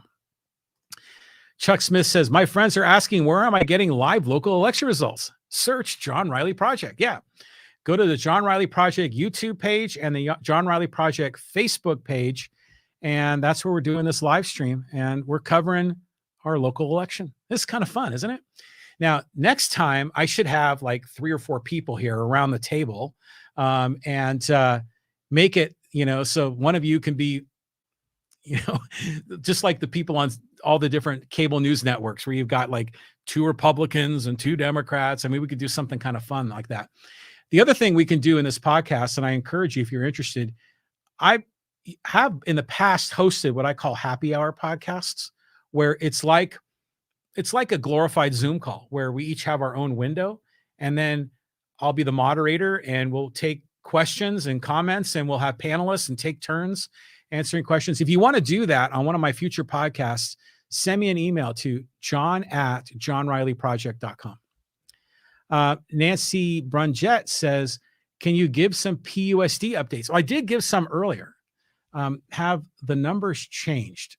Well, let me look and see if they've changed. And if they have, I will reshare my screen and I will let you know. Let's see what we got here. And okay, they have not changed. But I will share the numbers on my screen just so we can see them. And let's make sure I'm doing this right. And it's this one here, and boom, there it is. Can you see that on your screen? This is with 25% of the votes so far. Ginger Couvrette, and this is the area B, this is the area where I live. Ginger Couvrette has 49% of the vote. Frida Brunzel is at 32%, and Dave Nelson is at 18%. In Poway Unified District or Trustee Area C, where we have a very, very close race. This is the most competitive race in our local community. Patrick Batten, the Republican endorsed candidate, with 48.3%, 48.38%, and Heather Plotsky with 46.38%, precisely a 2.0% spread. And if I'm looking at my numbers there, it looks like it's 119 votes separating the two. Am I doing my math right? I think I am. That's really close. That could change. Heather could maybe jump ahead. Well, there's Jason Bennett with 312 votes at 5.24%. Well, Jason, you're not going to win tonight. But Jason, you may be the factor in flipping this election one way or the other, right? I mean, because the amount of votes that you have is more than the difference between Batten and Plotsky. Interesting stuff. Okay, and then in Trustee Area D, Michelle O'Connor Ratcliffe, going for her third term, a Poway school board president multiple times. You know, it used to be that the school board president would rotate on an annual basis, and it was sort of a ladies and gentlemen agreement, but they don't do that anymore. You know, they're for the longest time, there was kind of a group of three that were kind of organized, and they were against the other two. And the other two back then were Charles Sellers and Kimberly Beatty. And they would just kind of keep the presidency amongst those three disproportionately more often than the other two would get it. Apparently the mayor of Poway used to be like that, or other cities do mayor like that, where the mayor sort of rotates. And I think here in Poway, even our deputy mayor might sort of rotate. I'm not sure. But at any rate, Michelle O'Connor Radcliffe has 65.46% of the vote. Janet Bremseth is at 34.54%. So that's like a 1,800 point vote difference. Michelle O'Connor Radcliffe is going to run this going away, just as I predicted. Michelle O'Connor Radcliffe is extraordinarily well entrenched in the school establishment. Her mother, longtime, well-loved teacher in the Poway Unified School District. I think she was the Poway Unified School District Teacher of the Year, or was it California Teacher of the Year? She's won awards like that. I believe, I may be speaking out of turn, but I think maybe even her father was somehow involved with the school district as well. So there's, and again, I might be wrong on that, but there is tremendous connections that O'Connor Ratcliffe has amongst the teachers union and other people within the establishment there at the PUSD headquarters on Avenue of Science. They're right behind Costco in Carmel Mountain. It's no surprise that she's got 2/3 of the vote. Janet Bremseth, I don't know who she is. I'm not sure about her candidacy. It's hard for me to comment, but a person that has very little name recognition is going to have a heck of a time taking out someone like Michelle O'Connor Ratcliffe, who, like I said, it's going to be hard to beat. Now, I'm not saying that I support Michelle O'Connor Ratcliffe. Frankly, she was my opponent in 2014. Just like every politician, they're all a mixed bag, right? There's certain things you like, and there's certain things you dislike. But I just, if you were making a bet in Las Vegas, pretty hard for O'Connor Ratcliffe to win. Okay, let's go back to this screen here.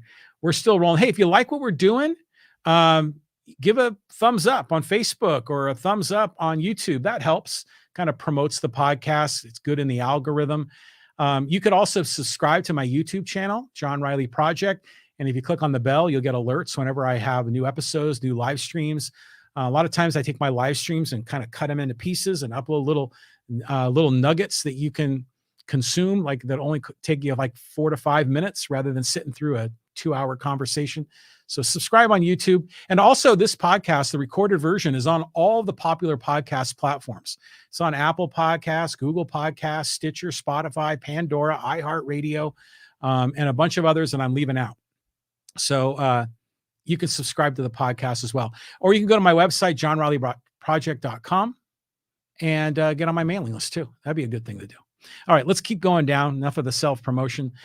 Chuck Smith says, the only time the gap between a candidate it looks like you got cut off. Let's try this again. The only time the gap between candidates changed was Trump versus Biden. In Georgia, Michigan, Wisconsin, and Arizona in 2020. Okay, here we go with the conspiracy theories. Though I'll say this, in those races, it was extremely close, right? It wasn't like one candidate had 65 and the other had 35% of the vote, and then overnight, the 35% was the winner. You know, those races were really, really close. And yeah, they counted the ballots and they turned out in ways that some Republicans are still convinced that Trump won that election. I don't drink that Kool-Aid. Let's keep moving. Delena Olp says Delta doing much better than Uri is surprising since he said all you need to do is go to city council meetings. Good for her as a newcomer. Well, I have great respect for every candidate that's run. It takes a lot of guts to go out there and do what they're doing. It takes a lot of guts for their family members to support them through all of this, because not only are they out there constantly campaigning, but their family name is in the news. There's signs all over town with their family name. That's hard. That's hard on a family, and it's hard for those candidates. Delta Esparza has lived in this general community, I think, for 12, 15 years. I think she used to live in RB, not too far from RB High School. And then about 3 years ago, she bought a house in Poway. And she started noticing all the changes in our city. And she said, what the hell? And so she decided, I don't like this. I'm going to make a change. And she stood up and ran for office. She didn't find any alternative candidates that she could support. No offense to Uri, but there was no one there that she felt aligned with that she could support. So she said, well, I'm just going to step in and do it myself. Wow. We need more people like that in America. I'll tell you what. Now, she had a tough assignment. Going up against Mayor Voss, who's going on his third term, who's deeply entrenched, is very politically savvy, very connected with the Republican Party, all the political establishment in San Diego County. Remember, he ran for supervisor 2 years ago.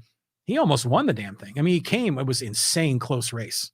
I mean, was it like less than 1/10%? It was something insane. It was so close. So he was almost county supervisor. That's a tough out, trying to beat Mayor Voss. Even though there's a lot more Democrats in Poway, even though there's a lot of people angry with all the development, Mayor Voss, say what you will about him, he's a very savvy political person. He wears that cowboy hat, not only because he likes to wear a cowboy hat. He wears that cowboy hat. It's a branding device. That's how people know him, as the guy with the cowboy hat. And oh, by the way, he's from Poway, the city in the country. And here's a guy that wears blue jeans and a cowboy hat. That's marketing. That's branding. He gets it. Okay. Now, I know a lot of people hate him because of the cowboy hat, and they think it's disrespectful when he wears it indoors, but that's kind of part of his packaging. It's very well calculated. Don't underestimate that. So, at any rate, yeah, Delta, had 31% so far? Maybe she can narrow that gap, but if Voss has 55 and Delta's at 31, or was it Voss at 56, Delta's at 31, that's 25 points. But remember, Bolin and the other two candidates are going to have more votes to bring to the table. So remember, in 2018, Voss won by 25 points, roughly 62.5 to 37.5. 62.5% of the vote in 2018 was for Voss, and 37.5% of the vote was for the other three challengers, Edmonston, Johnson, and Bolin. Now, Chris Olps will probably carry me out to the 100th decimal point on this, but it was roughly 62.5 to 37.5%. So 25-point spread. This election, I contend it's going to be narrower. How much narrower? I don't know. But already the initial numbers is that it's narrower, just as we expect. Okay, let's keep rolling here. Feel free to type in your questions and comments on Facebook or on YouTube.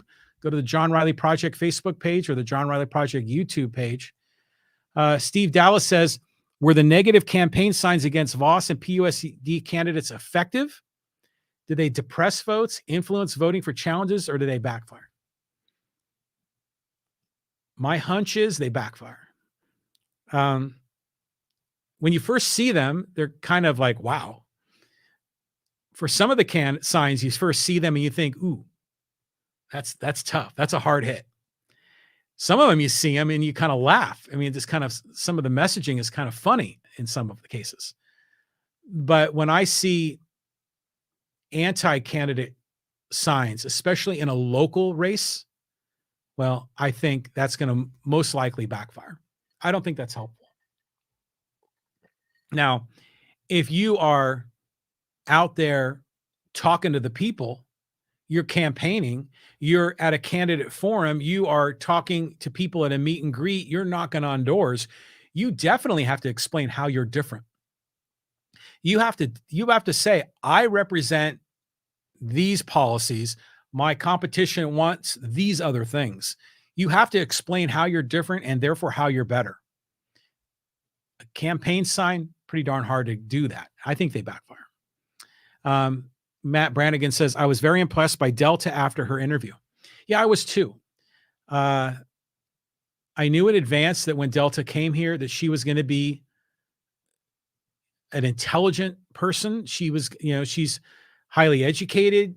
She is a defense contractor, an engineer. I expected her to be a person that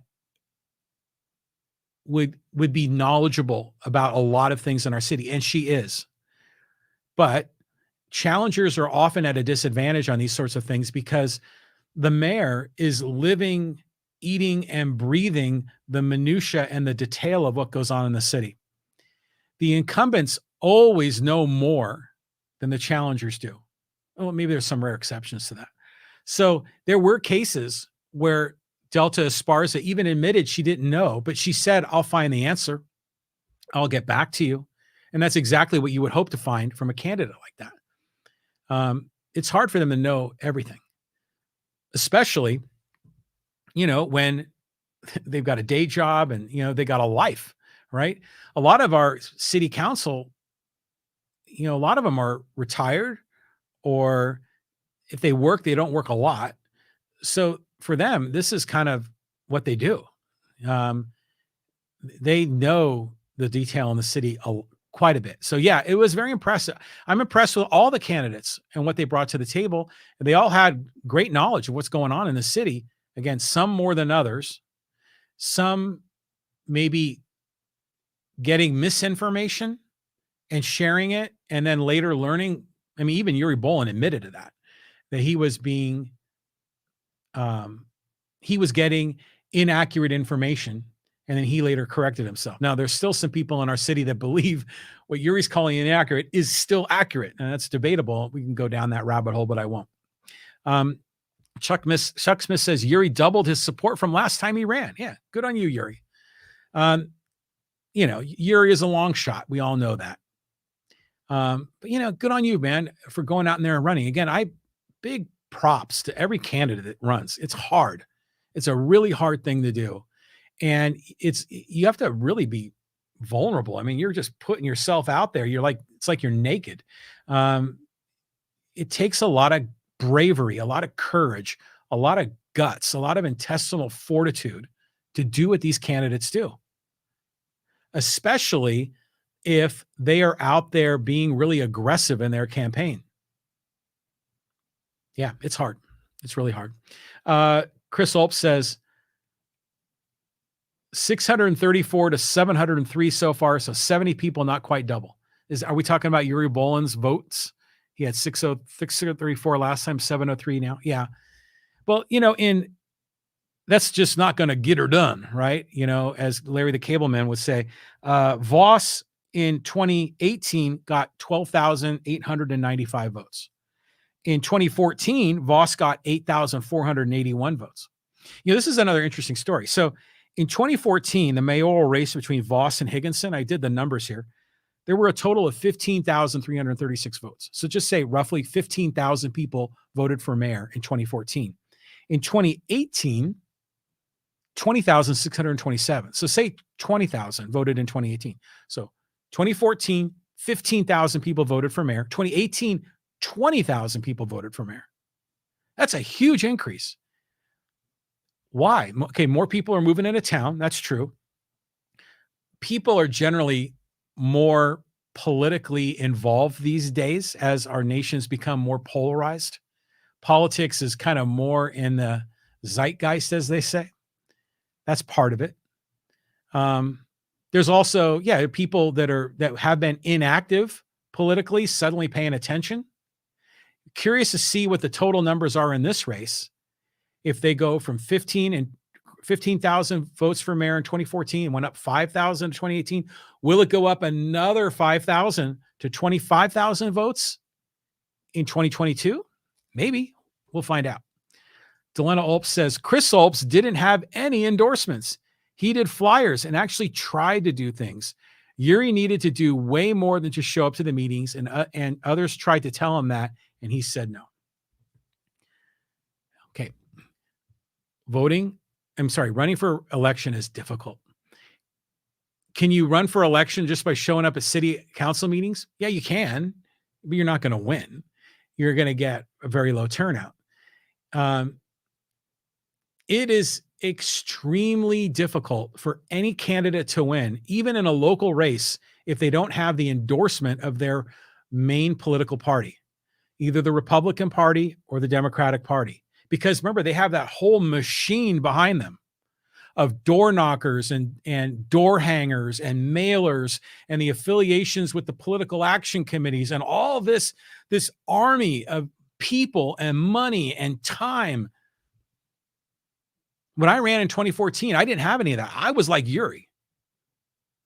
I was a one-man show.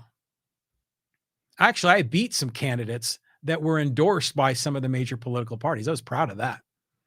Still didn't have enough. It's hard to win as an independent candidate. It's hard to win unless you have an army because, you can't speak to everybody. Your network has to talk to people, and they'll run into people at the Little League field or at a church event or in the grocery store. And these kinds of conversations are going on all over town. And if you don't have that army of people, you're at a gigantic disadvantage. So, and Chris Olps didn't have any endorsements either. And Chris, full respect to you, you didn't win either. And again, I think it's hard. It's hard to win unless you have those endorsements. So we like to think a little old Poway. Our neighbors are running. We look at our ballot. There's no partisanship. You don't see a D or an R next to their name. We're not supposed to know they're Democrats or Republicans when we look at the ballot, but we kind of already know that. But behind the curtain, oh my God, there's a lot going on behind the curtain that most people never see. Chuck Smith said, sign whiners, all of them lost. Projects weakness. I would never complain. Yeah. I'll just say this about the signs. When I ran in 2014, I put up a lot of signs around town. You could put them up in what they call the public right of way, which is sort of like, it's not private property. It's kind of public property, but it's like right near a street corner. Some of those areas you were able to put up campaign signs. And in 2014, there were tons of campaign signs and people got really angry. And I remember Dave Grush was very outspoken and he wanted to shut down. We need to make these campaign signs illegal. It's messing up our community. There's too much clutter.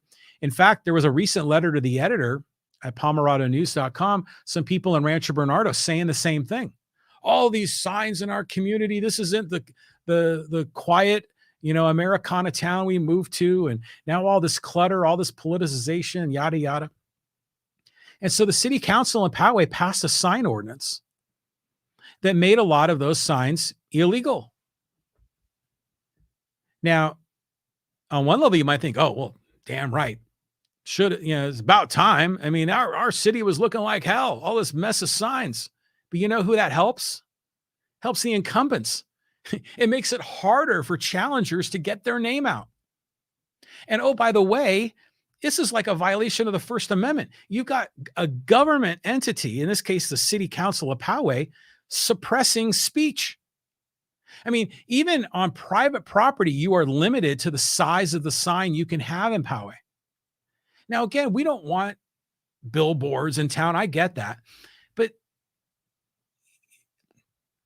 if we're going to support free speech in Poway, you can't be limiting people's political signs. That's insane. That's just wrong. And so I'm a huge opponent of the sign ordinance in our town. From my perspective, I'm a big free speech guy. I mean, legit free speech. Some people say they're for free speech, but they're not. I am. And when I see all these campaign signs during this time of the year, and I know my mailbox, my wife gets angry at all the mail we get, but I like it. To me, it's reflective of what makes America great, is that you've got all these people with messaging and they're sharing their message. That's great. Now, granted, there's a dark side of that with the money, and we've kind of talked about that, but I don't think there should be limits on that sort of thing. And especially for campaign signs, because it's hard to pay for a mailer. It's expensive, but signs on the street, getting your name out. I mean, that's makes it easier for local candidates to do that. I know there's a lot of people disagree with that point, but anyways, behind the scenes, there's also the shenanigans of people stealing signs and calling out candidates for violating the sign rule, and a lot of this BS finger pointing, and it's nuts. It just, people say they're for freedom and free speech, but yet they want to suppress other people's freedom and free speech. It's stupid. Okay, moving on. Matt Brannigan says, I like Delta's stance on roundabouts, but I'm English, so that's a given. It's more likely to put Powegians off. It could have been the death of her. I love the idea. My family was up in the UK last December, and yeah, there are a lot of roundabouts. Like on freeways, there are roundabouts. They're not really freeways, they're more like highways, but the roundabouts, a lot of Americans have never driven on one. You get in it and you're in this circle, and they're like, it's like you enter at 6 o'clock and you can exit at 3 o'clock, 12 o'clock, or 9 o'clock. The first time you go in it, it's crazy. And there's a certain etiquette to going through these roundabouts. But once you figure it out, they're actually pretty cool. I mean, they keep the traffic flowing. You're not stuck at a light or a stop sign. You're not worried about people running stop signs or running lights, because there's a kind of a calculated flow through these things. I love the idea. I love that it's innovative. I love that it could be helpful in our city. And I also like the song Roundabout by Yes.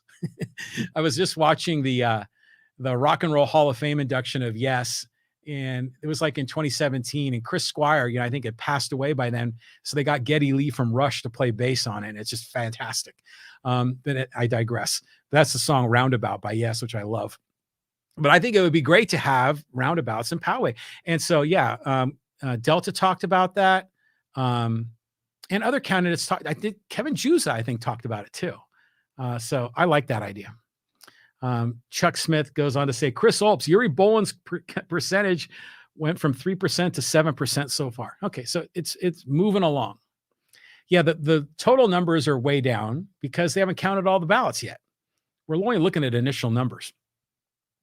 I'll just say this. I mean, again, Yuri Boland's been on this podcast. I like the man, but it is curious. His candidacy was very curious to me, because in 2018, was very outspoken against Mayor Voss when he ran.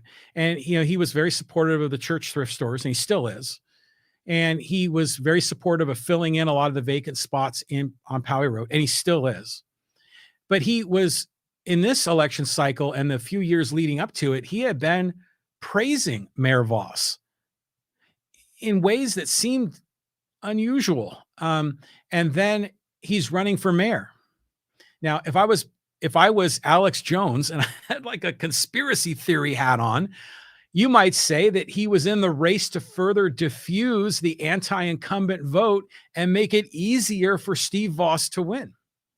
Now, I don't believe that's what's happening. I'm just having fun with the idea. But even though the numbers that Yuri Boland has received were not anywhere close to being a factor in closing that gap. But his candidacy has been very interesting. A lot of people are sort of scratching their heads. Why are you supporting Mayor Voss but running against him? That was unusual. Delena Ulp says, I'm pretty good at watching that site. It gives me PTSD at this point. What are you talking about? You talking about sdvote.com, for the election results? Or are you talking about Nextdoor, which is, that place is bananas. Okay. Christopher Ulp says, sure, if you want to look at that, the reason why would be Voss having less than 7,000 less votes this time, since percentages and actually people, his support barely changed. Yeah. His percentage-wise ballpark, we're sort of tracking similar to 2018, right? But I still think percentage-wise, that is going to narrow. On a percentage basis, he won 25% spread, or 25 points, as they say. I think that number is going to be less than 25. Now, will it be significantly less? It's not going to be 4. It's not going to be 8, but it might be 15. It might be 18, might be 20. I think it's going to be less than 25. That's kind of my projection. Okay, well, we got a lot more comments here. A lot from the same people, which I love. I love the people that are commenting, but I want more. You got more comments and thoughts? Type them in on Facebook and on YouTube, and I'll share them on the screen. Delena Ulp says, yes, most of those PACs are unions. Well, some of them are. Yeah, like the Deputy Sheriff's Association, that's a union, I think. And then the San Diego Police Officers Association, I believe, is a union. But other PACs like Community Voices are not unions. So, there's some overlap, but they're all kind of incestuous, right? Underneath the hood, there's money flowing. And I think we learned a lot about this in this campaign season. Money from the Lincoln Club and other private donors was going to Community Voices, who was doing a lot of campaign mailers and things in our city of Poway. But then we also saw Community Voices giving money to the San Diego Police Officers Association, and then they were doing things. In some cases, San Diego Police Officers Association gave money back to Community Voices. So it's this sort of undercurrent it's like rivers underground. That's what it's like. So now it's like land of the lost. Okay, so Delena Hope says, you got Peter DeHoff dead on, John. That was his strategy because he did fairly cringe at the Green Valley Civic Association forum. Yeah, Peter DeHoff's strategy was to stay under the radar. Don't say anything that'll get him in trouble. Just go in on Mayor Voss's coattails, and you're likely to win. And that's what's happening. That's exactly what's happening. So now, if he is an elected it's not school board, but if he's an elected city council person, I still would love to have him here in the podcast studio, and I'll ask him about his candidacy, and I'll treat him just the same as I did all the other candidates. And when I was talking to the other candidates, I wasn't shooting bullets. I was letting them share their story. That was the whole point of the podcast conversations I had. And that opportunity still elects for these candidates after they're elected. If you want to come on and explain what you're for, what you're against, maybe talk a little bit about your strategy during the election, just want to learn more about you and your family, you have that opportunity. Door is open. Chuck Smith said, okay, again, so there's conversations amongst different people in the podcast. Chris Olps, I had recommended Yuri visit a client who wanted to fight a development. She liked him, couldn't vote for Voss, but she wouldn't vote for a Democrat. Yeah, well, Yuri Bowen, I think, is a Republican. That's my understanding. Moving on down the list here, Chris Olp says, well, the added supporters can be counted on a few hands. Glad you can identify one. Delena says, yes, our deputy mayor rotates in Poway. I believe Encinitas still rotates the mayor position. That's interesting, isn't it? I guess some cities have what they call as a strong mayor, where the mayor actually has a lot of authority. In other cases, the mayor is sort of a symbolic figurehead. They're just one of 5 votes on the council. What is it in Poway? Does the mayor have special juice, more power than another city council person, or is he just one vote? I mean, obviously the mayor is going to get the attention in the race.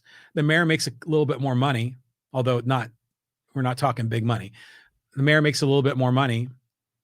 The mayor is the spokesperson, but does the mayor have more power? I don't know. I think a lot of that's delegated to the city manager, if I recall.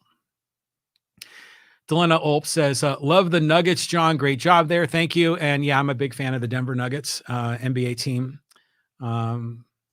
Kiki Vandeweghe played for them back in the 70s. Christopher Olp says, 2-hour conversations. Who would do that?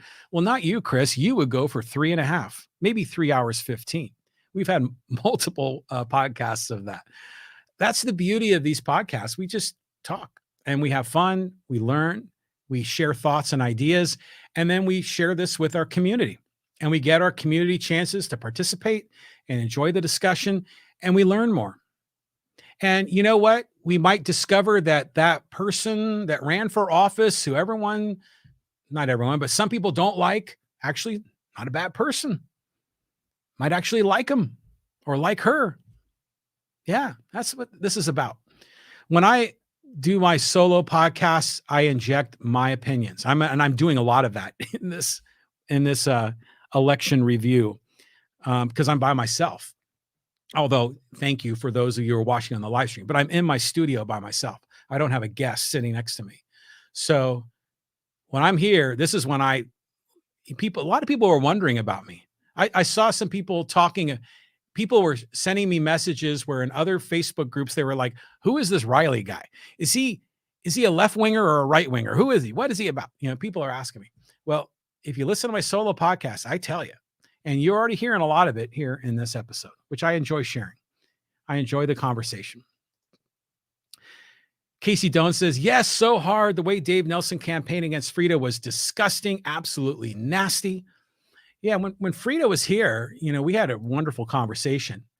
But, you know, she let me know that it was tough. You know, when she went to the Green Valley Civic Association Forum, there were groups of people that I think were supporters of Dave Nelson that were very aggressive in their questioning. And they're the ones putting up negative signs about Frida. You know, Dave Nelson, again, I've got his emails, and he's blunt. I mean, he doesn't pull any punches. He says, Ginger Coufret is for CRT and she's for this and Frida's for that. And I don't know how accurate any of it is. It might be true. Now, granted, CRT is like college level graduate program academic. It's not something that's taught to third graders. Now, there might be elements of that taught in our schools, but CRT is not taught in Poway schools. Now, there might be influences of it. But at any rate, yeah, Dave Nelson was very aggressive. And I'm sure, Dave, if you're watching or listening to this podcast, I would hope you would agree with me. You have been aggressive. And I think for some candidates, you know, like President Trump was very aggressive.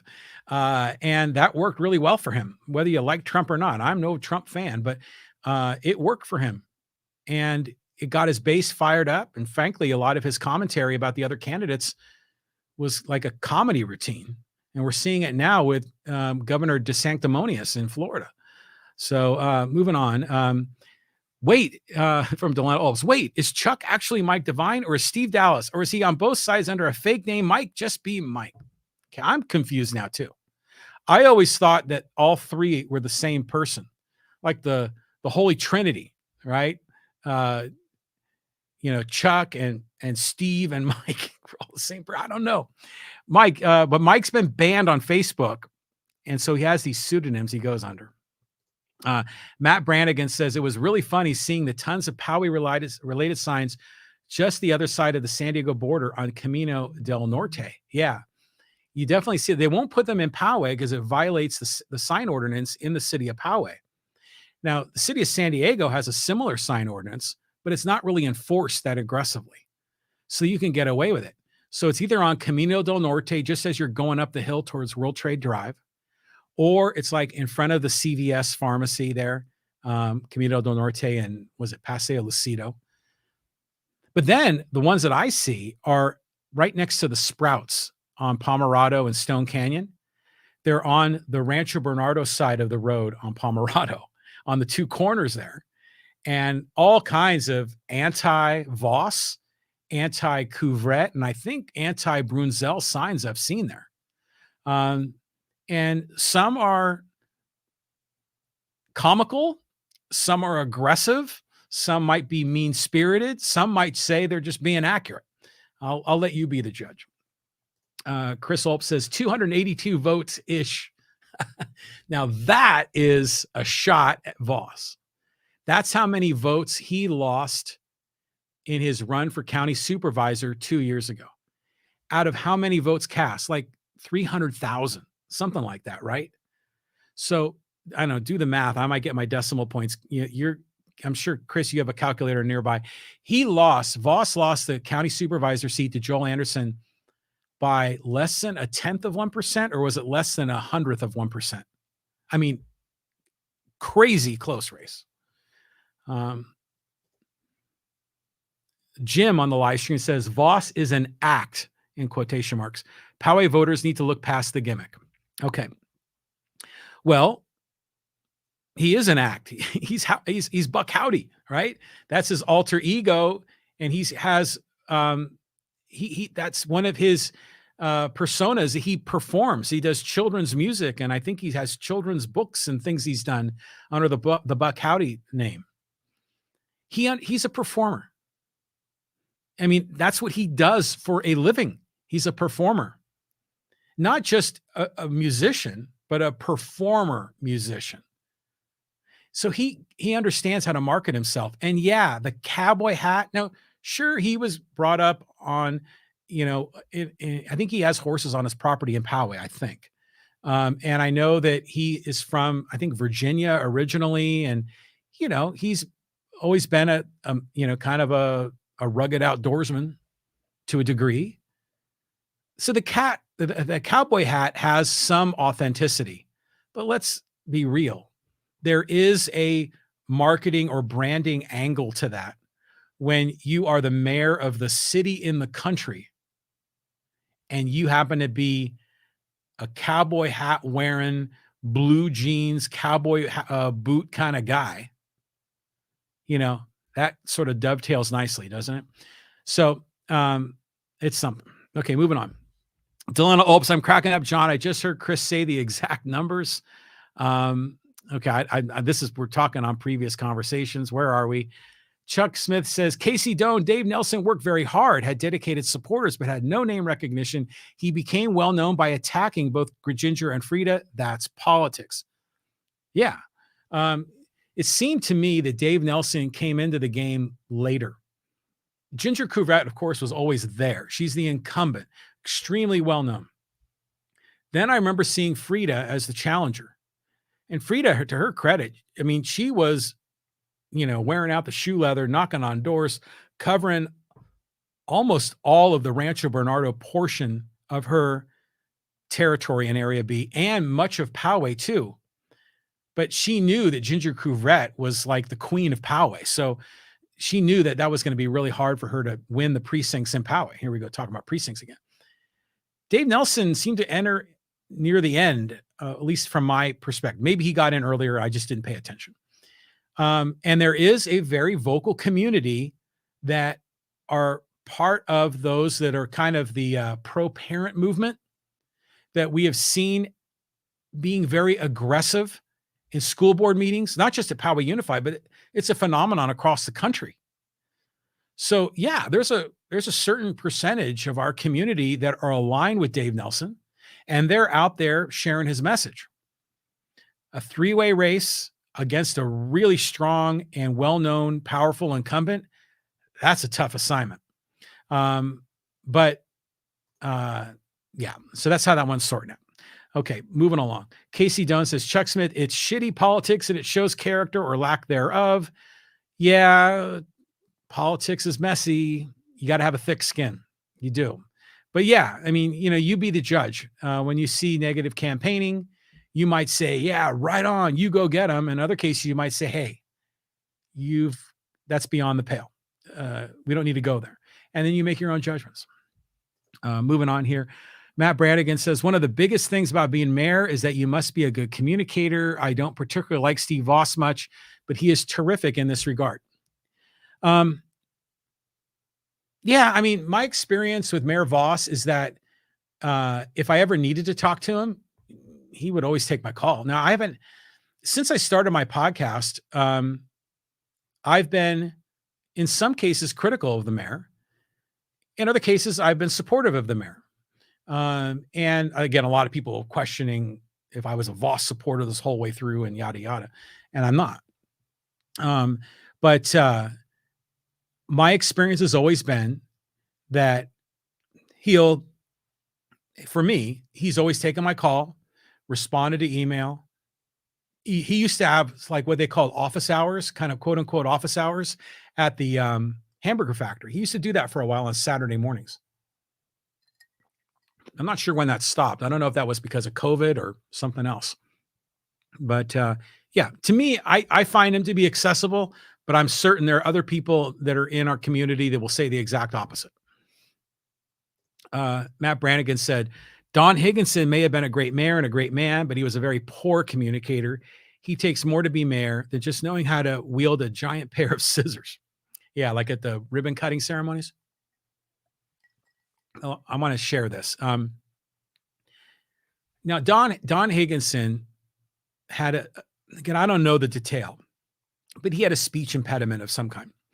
Um, it was difficult for him to communicate. But due to smart as attack. And Ed Franklin, when he was on one of the podcast episodes with me, he told me as such because he grew up with Don Higginson here in Poway, knows him very well. And he said the same thing. But here's a fun story about Don Higginson and me. So I told you on 2014 when I ran, and it was becoming clear that I wasn't going to win. And by this time, I'm still at my campaign donor's house where all the food is, and there's two of my fellow candidates who are clearly going to win, and I wasn't. And by this time, my family were like, we're going to go. And I'm like, okay, the writing's on the wall.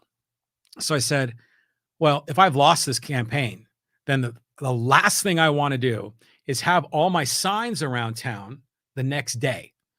And right now, by this time, it's like 10 o'clock, because like what time is it now? 9:30. So it's like 9:30 or 10 when it was clear to me I wasn't going to win. And so I said, okay, I'm just going to stay. I put so many signs around town. I was probably the most egregious, person that ignited the whole sign ordinance in Poway. But at any rate, I just said, I'm going to go get every one of my signs. I'm going to clean them up. And that is what I can do. And it's going to be my therapeutic thing to get through this whole business when I lost the election. So here I am out picking up my signs, and I kind of knew where they all were. And guess who was like doing the same damn thing? It was Don Higginson. And we were independent of each other, but he saw me and I saw him, and we would be in one neighborhood picking up signs, and then we would each go our own way. And by this time it's 2:30 in the morning, and we're driving all over town. And then we'd show up in another neighborhood, and there's me and there's Don Higginson. And we were doing the same thing. We just wanted to, when people woke up in the morning, we just wanted it to be over. And to his credit, and I think to mine, we took care of our business. But interesting how when Don Higginson lost, he was the incumbent mayor in 2014. He lost to Steve Voss. As far as I can tell, that was the last time an incumbent lost. It's really hard to beat an incumbent in Poway. That's why it's really hard to beat Steve Voss as mayor. And Brian Pepin and Peter DeHoff, even though they're not incumbents, they're kind of like incumbents because they're supported by the city council. They're really hard to beat too. That's why it was so incredible that Voss beat Higginson. And I'm trying to remember the details of why all that happened. Seemed like it was just people wanted change, but I don't remember why. Do you? If you can remember, type them in the live stream and let me know. And I know there was a lot of drama with Voss and the Betty Rexford recall, and I'm not talking about that. I'm just talking about, that was 2012, I think, or 2010. I'm talking about 2014 when he won for mayor. What was the reason he won? Do you remember? Delena Ulp says, I think you are 100% right. It's hard to play without a team. Well, you know what, Delena? I'm always right. At least that's what I like to think. But you're right. It is hard to play without a team. I mean, you need huge support to win these elections, even in local elections. Our team was amazing. They were our friends and neighbors. I applaud those that run, but it's a group effort. Hard to run as a lone wolf. Oh, God.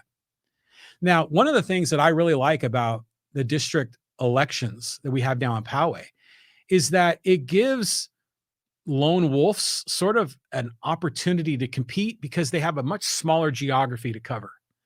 And I think that's a good thing because not everyone is going to have the backing of the Republican or the Democratic Party or have mailers coming from the Deputy Sheriff's Association, the Sadiga Police Office Association, and Community Voices and all these other groups and this Poway Democratic Club.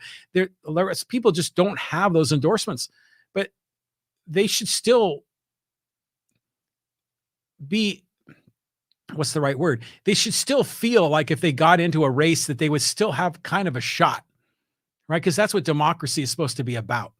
That's why the districts are good, because it makes it smaller. Like when I ran for school board, there were no districts.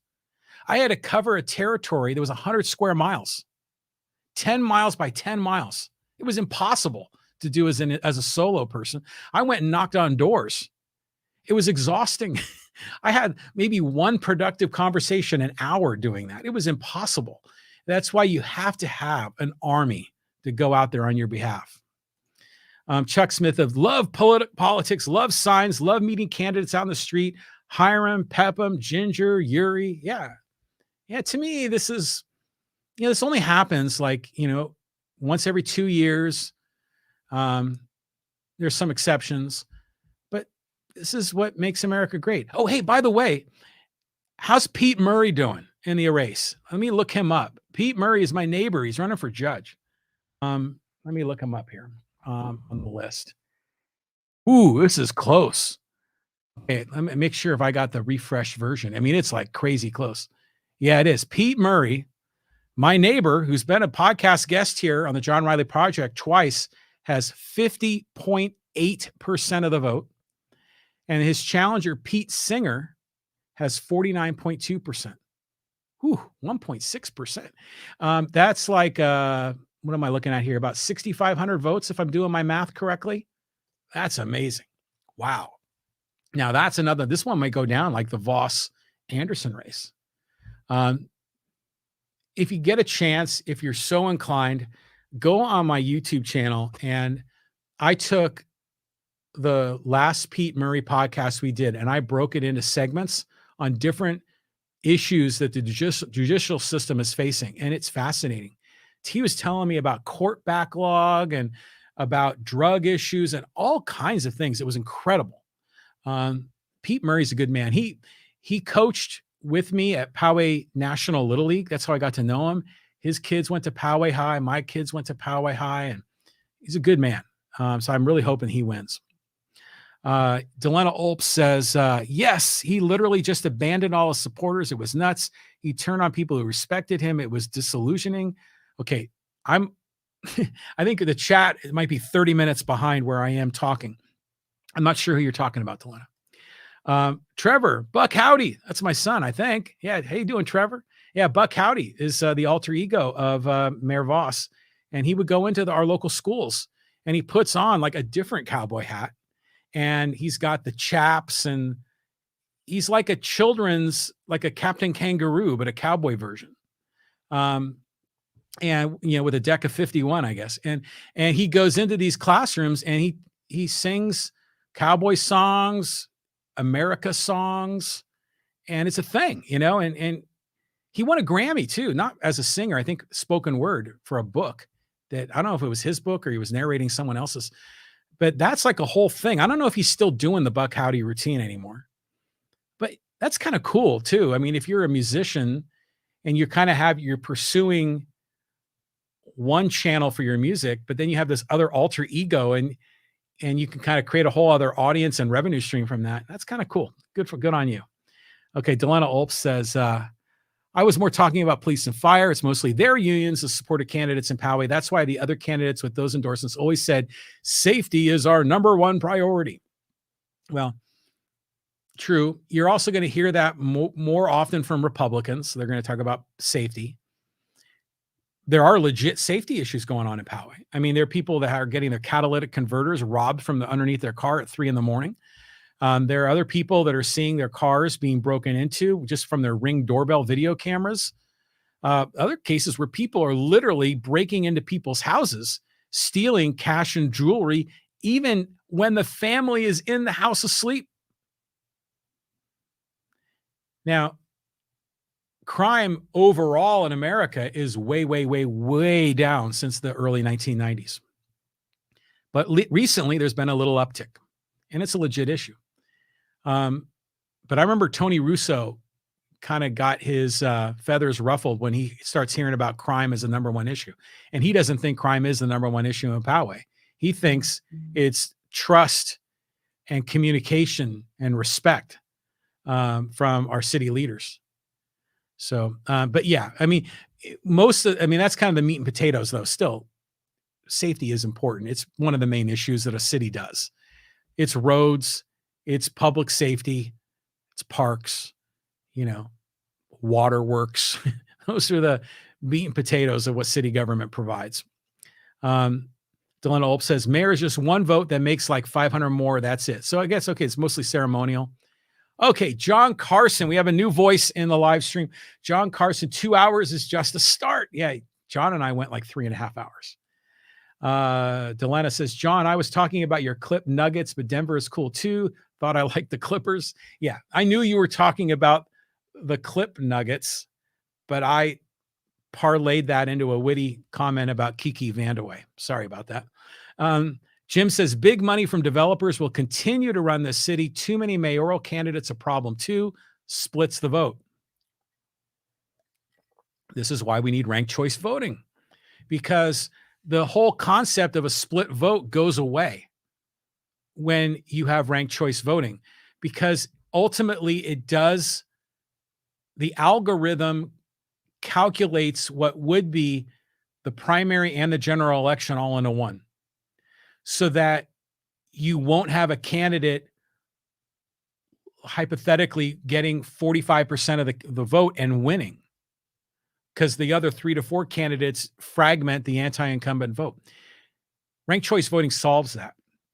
Yeah, I mean, we had big money coming in from developers in this race, and every one of the candidates that were aligned with the developers is winning.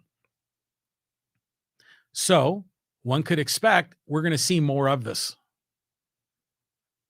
Now what? What's going to happen in 2024? There's going to be 2 more races in city council for districts 2 and 4. So district 2 is Barry Leonard's seat, and district 4 is Kaylin Frank's seat. So are there going to be big developer money flooding into those races? And oh, by the way, is Mayor Voss going to run for supervisor again in 2024 or something else? I don't know. Maybe there's going to be a mayoral seat up in 2024 or shortly thereafter. Who knows? But if the candidates that are getting big money from developers are winning, well, then that's being reinforced. So expect more of it. Tony Russo says, no matter what happens, remember to enjoy every moment in life, live, love, and always laugh. Tony, I love you for that. Your Facebook comments are all consistent with that. So love the positive energy. Keep going on that. Keep doing it. Tony says, my signs will be on eBay for sale, autographed, $20 a piece. Okay, good. Delena says, Chris never uses a calculator. His brain is weird like that. Well, Delena, we already knew that.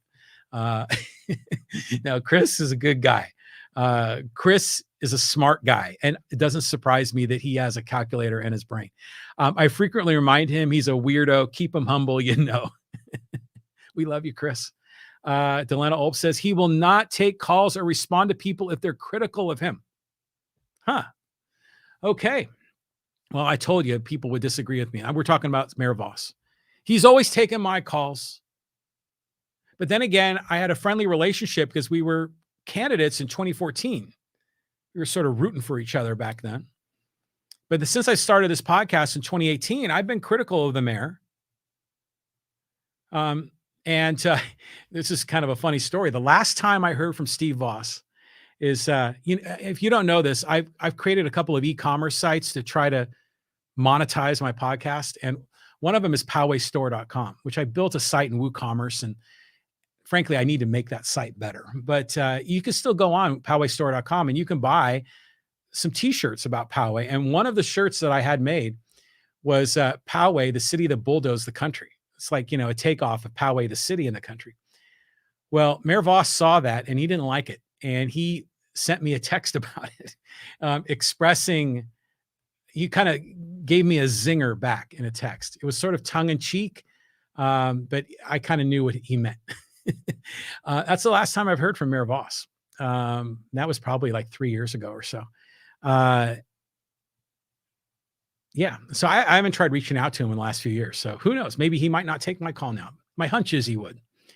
Matt Brannigan says, I was a bit flippant about Don Higginson. He was a lovely guy, but yes, his speech impediment held him back somewhat. True. Smart guy, though. He was like vice president of, what was it? The UPS store or mailbox, et cetera, or something like that. Very savvy guy. Was he a lawyer too? He might've been. I'm not sure. So I think some people may have not understood really what he's all about because of his speech impediment. And that's a shame. But wow, he was mayor for how many terms? 2. And I think he was also an interim mayor for a while when Mayor Cafagna, when he was ill or when he passed. So, wow. Yeah. Extraordinary guy, Don Higginson. Voss was putting up hate signs about Higginson. He also promised things that appealed to families. Okay. So we've been seeing negative signs even back then. Is that why Voss won? Because of his negative signs about Higginson? And what did Voss promise to families in 2014? I don't remember. Delana Ulp says he also had an army of supporters from the recall of Rexford. That's exactly why Peter DeHoff and Yuri both were trying to claim Chris only did the Voss recall to gather a supporters donors list. True. Mayor Voss does have an army of supporters. When Mayor Voss is out door knocking, he's not like Yuri going out by himself, knocking on every door. He goes out with like 6 to 8 people and they go after a single neighborhood. And those 6 to 8 people will be out there knocking on doors. And the minute they get someone at the front door that wants to talk to the mayor, they get their phone, they text Mayor Voss, and he comes running and has the productive conversation with the potential voter. Now, he's been doing that for a long time. It's a really good strategy. Yeah, he has an army behind him. My understanding, okay, I believe this is true, that Mayor Voss inherited Marilee Boyak's Poway email list, which Marilee Boyak had built up. And, you know, she was a city council person. Marilee Boyak, by the way, appointed me to the Poway Budget Review Committee back in 2007, I think. And she has since moved to Utah. Her children are in Utah. One of her children, Connor Boyak, by the way, extraordinary young man. Connor Boyak started a think tank called Libertas Institute, which lobbies the state of Utah and Salt Lake City on a variety of issues. And he's also created a children's book series called The Tuttle Twins that's really good. And a lot of people love it. And a lot of people hate it, by the way, because it teaches a lot of, let's just say, concepts that are taught by people like Milton Friedman and von Mises and Rothbard and Ayn Rand. A lot of those concepts are baked into this children's book series that Connor Boyak, the son of Marilee Boyak, has done. And he is killing it with this book series. It's really successful. And he lives in Utah too. But Marilee Boyak used to be here in Poway. And she had an email list. So I was on it. And it was a kind of a public information kind of a thing that she put together. I think Mayor Voss took that baton when Marilee Boyak moved out of town. And yeah, that's a huge army of supporters for sure. Matt Brannigan says, I voted for Pete Murray. He gave me a very good account of himself during your interview. Right on, Matt. Well, I'll tell you what, Pete is going to need every vote. That is close. It's like 1.5%. That's crazy. That's really, really tight. Let me take a quick peek and see if it's updated. Nope. Pete Murray is still at 50.8%. Pete Singer at 49.2%. Whew, that is close. Jim said crimes are not being counted here. Okay, this is a conspiracy theory I've heard that apparently is not unique to Poway, that apparently happens in other cities too, where crimes are underreported. Apparently to make crime rates look more attractive, which then reflects better on city leadership, reflects better for real estate, a lot of other things. Is that true? Is that really happening? I don't know. I have no evidence of that, but I've heard that story multiple times. Not sure what is true. And there's certainly a lot of crime that's just not reported at all. I mean, we know that happens. But how many reported crimes are not actually accounted for? I can't tell you. Matt Brannigan said, Pete also has the same name as a very popular longstanding DJ in the UK, like a British Casey Kasem. So it was a no-brainer. Okay, that's good. Casey Kasem. That's a blast from the past. Wasn't he one of the voices on the Scooby-Doo cartoon? I think he was. Wow. Okay. God, I remember I was a kid working in my backyard when I was growing up, and I was pulling weeds in our garden, and I was like 12 years old, and it was just a grind. You're out there on a hot summer day and pulling weeds, and I was listening to KFRC 640 AM in San Francisco, and Casey Kasem was doing his top 40, and he was like, and here at number 39 is a band. They say they're going to be as big as the Beatles, and this is a band called The Police, and the song is Roxanne. I remember that. Yeah, Casey Kasem. John Carson said, Dave Grush being gone is a win for Poway. Yeah, Dave Grush is retired. He's moved to Oregon. I know his child is in Bend, Oregon, I think, his daughter, and maybe he has grandchildren now, I think. Dave Grush is a good guy. Dave Grush has a big heart. Dave Grush is a good man. Every encounter I've had with Dave Grush has been positive.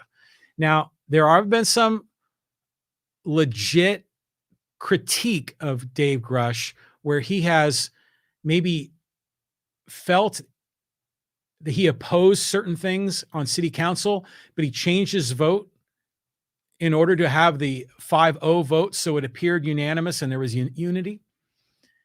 He's admitted that, and that's disappointing. I like politicians that stand for their principles rather than trying to put up a false aura. Authenticity is important. I'm not going to bash Dave Grush as a bad guy. I mean, I think he's a good guy. He meant well. He did a lot of special things in our community. I mean, he was always out there raking up leaves from the eucalyptus trees on Twin Peaks and organizing people. Really involved with Kiwanis, a lot of other groups. Tip of the hat to Dave Grush. His campaign seat is open, and it's looking like Brian Pepin's going to win it. Delena Olp says, I'm all for safety, but I think development in some regards, it brings up safety issues too. I used to work for the Department of Corrections. Oh, that's the prison system. Yeah, more people is more crime. That's true. Higher density living, probably more crime. Yeah, that's a legit problem. So hopefully our police force is going to be monitoring it. Hopefully there's patrols. You love the whole idea of like a Barney Fife kind of walking the street and, having visibility. We'd hope our sheriffs would do that just to keep honest people honest. But yeah, it's a legitimate problem. But you know what? This isn't something that's unique to Poway. This is happening all over the place. This is happening all over San Diego County, all over California, frankly, in a lot of other parts of America. There has been a radical shift because of COVID with people moving, combined with the fact that population is growing, and there hasn't been enough housing. And so the market has tightened up, prices have gotten crazy, and now politicians are finally realizing we need to build more, and now they're building more, and that's creating a whole other set of problems. And see, that's what the government typically does, is they create these distortions based on these regulations that they set up, and there's all kinds of unintended consequences that come as a result of it. But at any rate, yeah, there's going to be more crime in Poway. That's for sure. Now, how much? I don't know. If overall crime trends down, then maybe the added population, maybe still the overall crime level will trend down. Maybe, I hope so. I think that'll be true as the economy improves, and that's not looking too good right now. Every economist says a recession is in front of us. Many would argue 2 consecutive negative GDP growth quarters is a recession, but I digress. Peter Hoff on the live stream. Peter Hoff, nice to see you. Okay, still early voting, close enough to swap around in D3. Sorry I wasn't on your podcast. Spent my time knocking on doors and talking with people. Well, thank you, Peter. Thanks for jumping in on the conversation. Nice to see you. Early numbers look promising for you. It's kind of like what I expected. I thought your positioning on your campaign, yeah, you're putting yourself in a spot where you increase your likelihood to win. And that's what it's turned out to be. I would have loved to have you here. Yeah, knocking on doors is great, man. I don't know how many productive conversations an hour do you have. When I put these podcasts up on YouTube and my downloads, granted, I'm not Joe Rogan, but I'm getting a lot of the other candidates have been getting a lot of play from the podcasts and the clips. But at any rate, Peter, thank you for chiming in. Appreciate that. Let's see how the numbers go. Yeah, it is still early, but typically the numbers aren't going to change radically. All right, let's move on. Here we are. Chuck Smith. Voss has always taken my calls, all 2 of them in 6 years. Kaylin and I messaged too. I am friends with Tony and Yuri. Olps and I need to meet. Both Olps. Okay, is that Chuck? Or is that Steve? Or is that Mike? I'm not sure who's talking. And I think that picture, is that Herb Tarlick from WKRP? I think it is. Okay, moving on. Jim, I wonder if the cowboy will respect the Native American village site and the bones artifacts discovered all over the McKee Orchard site between Twin Peaks and Holly Oak. Many want it stopped. Oh my God. Yeah, that's the new piece of information. And I just found out about it this morning, or was it yesterday morning? Suddenly now in that development site, apparently they have found artifacts of native tribes, and I don't know exactly what's there.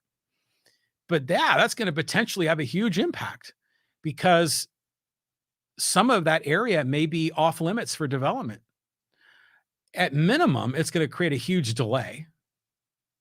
It's very likely it's going to maybe require a reconfiguration of the layout of that little neighborhood. I mean, who knows what's going to happen now? That's a huge, that's an October surprise. I mean, if there was one, that's something. So we'll see how that one plays out. Jim Brenner, who lives at the end of that cul-de-sac, took some photos and posted them on Facebook. And so, yeah, we're seeing that they're doing digs and they're sniffing around. So let's find out what happens. In many cases, I'd imagine everyone's hands are tied, right? Because there are certain rules around this sort of thing, and we'll see what happens.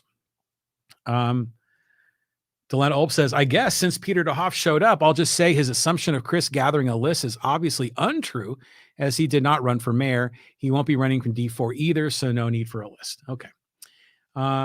Pete Neal says, are the PUSD numbers changing because the city numbers haven't changed in 2 3/4 hours?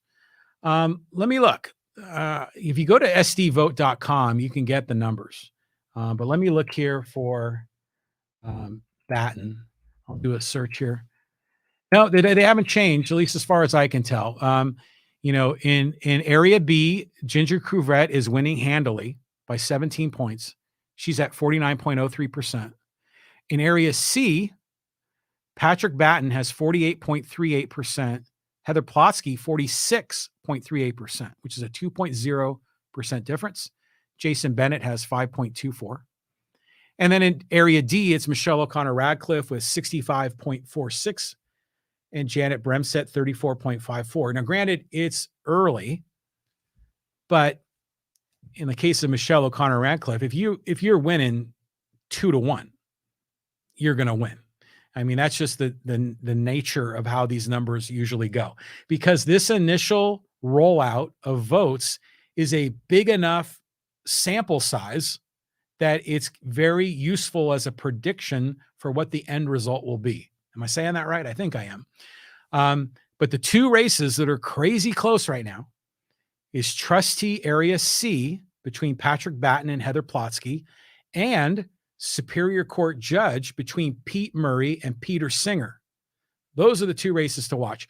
All the other races, I think, are not going to change. I think the winner will be the winner, whoever's leading now is probably going to be the winner. The numbers may bubble up or down a little bit, but it's probably not going to be a significant change. And if there is, I'm sure Mike Devine will have something to say. JP says, regarding Voss not responding to constituents, that's absolutely true. Email him with a question and see for yourselves. Okay, there you go. Give it a try. Email Mayor Voss and see if you got a response. I'm sure he gets a lot of emails. Can he respond to them all? I don't know, but he is the mayor. He's a public figure. You'd hope he could. Give it a try. Matt Brannigan says, every time I contacted Dave Grush, he responded very quickly and knowledgeably. I don't think I agree with him politically, but he did a good job. You know, after I lost my race in 2014, I got a call from Dave Grush, and he offered to meet him for a cup of coffee. And we did. And we met at the hamburger factory, and he thanked me for running, not because he necessarily supported what I was talking about, but he thanked me for participating in the process and for being an active and serious campaigner and really doing what you believe is the right thing to do for our community. And I thought that was a really cool move by him. Yeah, Dave Grush is a good guy. And he's just very genuine. I wish him the best in his retirement up in Oregon. Interesting. The other interesting, I mean, if you want to be critical of Dave Grush, the other thing is that when he ran in 2010, I think, when he was running for city council, and I remember he was very involved in, I think, opposing the Walmart in the very beginning. But he eventually got elected, and his campaign promise was that he was for term limits, and he went maximum of 2 terms. And they were obviously never able to pass that at city council. And then when it came time for his 3rd term, he decided to run, kind of violating his own promise. And he said, you know, when you're the first term, you're just learning things, and it takes you a while to ramp up with your knowledge to be effective as a city councilman. And he said he was wrong, that the term limits of 2 terms was not enough. There were a lot of people that were angry with him about that. And I remember I asked about it. He had a sit-down conversation with me in 2018 in the very early episodes of my podcast. And we talked about that specific issue. You can go back in the archives on my YouTube channel or on my audio-only podcast and look it up. It was like episode number 10. This is episode 298, by the way. That was like episode 10 when we did that one. But yeah, he's a good guy. Wish him well in his retirement. What else? God, we got so many comments here. We're still going. This is from Delana Olps. I watched Corona do a lot of those same developments that Poway is pushing, and it just brought up so much crime to Main Street. The businesses left those mixed-use areas. Yeah, Corona. Yeah, that's a city. They built that whole business park out there. One of my clients is in Corona. I have to go out there every once in a while. And yeah, they've got a big business park. It's near the residential area. There's some old development there. Yeah. Did you grow up in Corona, Delana? You know what? I used to race BMX as a kid. That was like my big thing. And Corona had the best BMX downhill track of all time. It was a very special place in that world of bicycle motocross. But I digress. Okay. Delana says, we've seen how building over Native American sites plays out in 1982. Okay. Refresh my memory. Oh wait, here's a little bit more of this. I'm just being cheeky, but it's interesting to see who will get involved in a Hollyoaks site. Yeah. Who knows what's going to happen there? Delana goes on to say, Dave Grush and Kaylin Frank are probably the most responsive in a polite manner. Kaylin and I don't see eye to eye, but she responds to my text. I agree. Kaylin is very responsive. I think she's doing, the circumstances to Kaylin's appointment, you can criticize, and I've criticized, but she, I think, has done a reasonably good job. I have nothing to criticize her for as a city council person. I don't live in District 4. I live in 3. So I don't really have a need to contact her. And I'm not sure what those issues are that would be driving you to contact her, but, well, actually I do know some of them, but I always felt was like Dave Grush, very approachable, very friendly. Even if you might be approaching her from a perspective where you automatically knew you were going to disagree with her, she still was receptive still did it with a smile on her face. And she's a very, very smart person. She has this presentation as just being very friendly, but there's a lot going on with her. She's very, very intelligent. And, she's comes from a political family. I think wasn't her mom the sheriff in Encinitas, I think? And then she worked for, was it Bill Horn? I think a city supervisor. So it's a very politically involved family. And so it's no surprise that she's on a city council and that she's doing a good job. Okay, Peter DeHoff says there are a series of semi-defined paths for moving forward with the development. Most are effectively a short-term delay, but there's a low odds path for a full stop. So Peter, I assume you're talking about the Hollyoak Way and the Indian artifacts that were just discovered. Joe St. Lucas on Facebook said, Indian artifacts. Am I allowed to say that? Can I say Indian? I'm not sure. You were all so sensitive. Again, we're going to find out. I think we're in the early stages of this, how this is going to roll out. My hunch is that a lot of this is going to be defined by things that are beyond the power of what the city council can do. Because once there's native artifacts and it's a historical site, I mean, state resources and interest groups get involved and it's going to turn into something much bigger. We'll see. Jim says, keep up the fine work on the podcast. We need thank you, Jim. I appreciate that. We need to keep leaders honest. We need to keep engaged, talking, participating. Yes. That's when I do this election coverage. My podcast is not all about Poway politics. Around election season, it always is. During non-election season, I'm talking about all kinds of other stuff. I talk about my travels and my electric vehicle, and I talk about sports and sometimes national issues. But yeah, around the election season, I like this to be a community forum. I like to have people sitting next to me. Like tonight, we're not, but that's good. I've been having a lot of guests lately. It's kind of fun to do a solo again. And I like this live chat and keeping people involved. So yeah, thank you. We need more of this. And so, yeah, election season, my podcast is a community forum. Moving along, Delana says, I grew up all around San Bernardino area, but we settled in Corona when I was in the 7th grade. Still had lots of citrus groves there then. Yeah, the world's changed, man. And the world is still changing. Way back, we can go back in the Wayback Machine. In Poway, we used to have one stoplight, so I heard. I just remember I had cousins that lived in San Jose, and we had to drive through this huge orange orchard or apple orchard to get to my cousin's house in San Jose. Those orchards are gone. It's just housing everywhere. The world's changed. There's more people. There's more economic opportunity in these bigger cities. And Corona's changed. Poway has changed, and Poway is changing, and Poway will continue to change.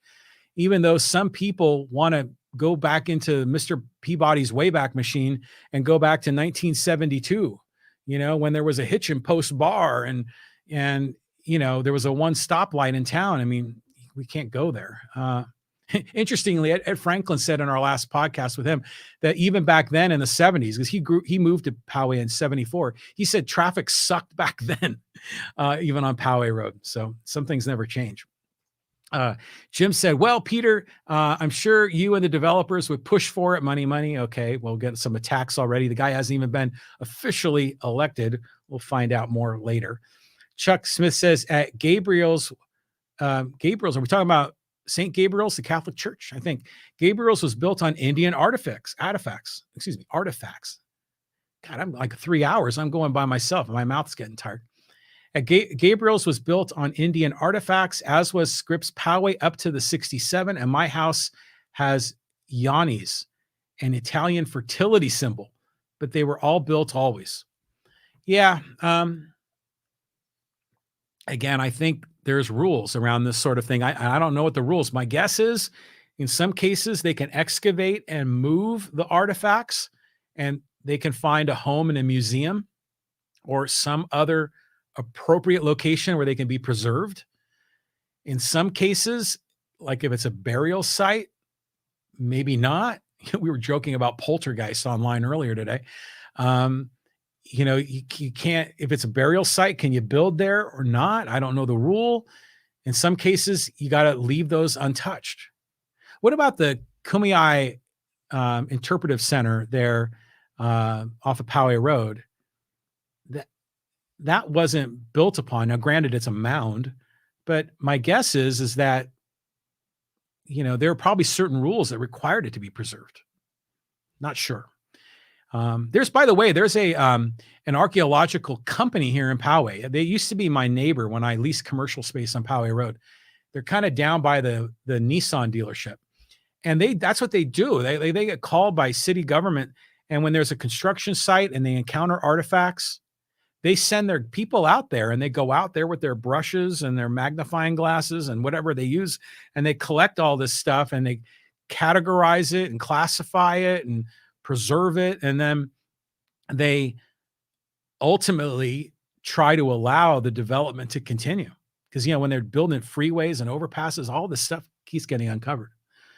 Delena says Kaylin is very much a politician. It's part of her job to be likable. However, she's not always truthful, and that's rubbed many D4 residents the wrong way. It is what it is. Okay, well, politicians, right?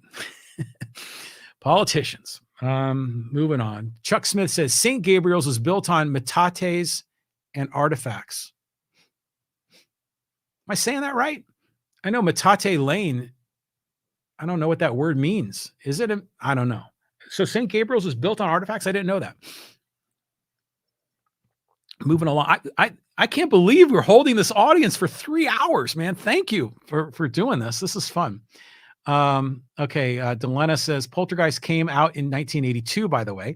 That's why I was teasing about knowing what happens. I'm kidding, though, kind of. Oh, God, I remember that movie. I remember there was like a supernatural spirit in that house because they built on a graveyard. And remember that lady came in. It was this little lady, and she went in. She goes, "Oh, this house is clean," and she looked exactly like my humanities teacher in high school. I'll never forget that movie. But that was like, what's her name? Why am I spacing out on her? She's a famous actress, and I think that's when she was a young child, or is that E.T. or was she in both? Who am I talking about?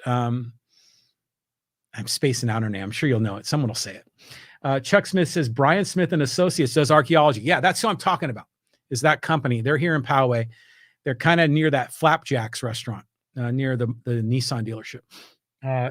This is from Jim. St. Gabriel's had to be built around the areas, but what's being found now is different. The site leads all the way to the creek. Archaeologists will be busy for a while. Yeah. This is a huge curveball. And meanwhile, we were talking about this online. Meanwhile, there's urgency to build those houses because real estate prices are so high. Now, as we talk about this inflation in the early part of the podcast, it seems the solution to inflation by these crazy politicians is to allow the Federal Reserve to keep raising interest rates, which is going to just kill the economy.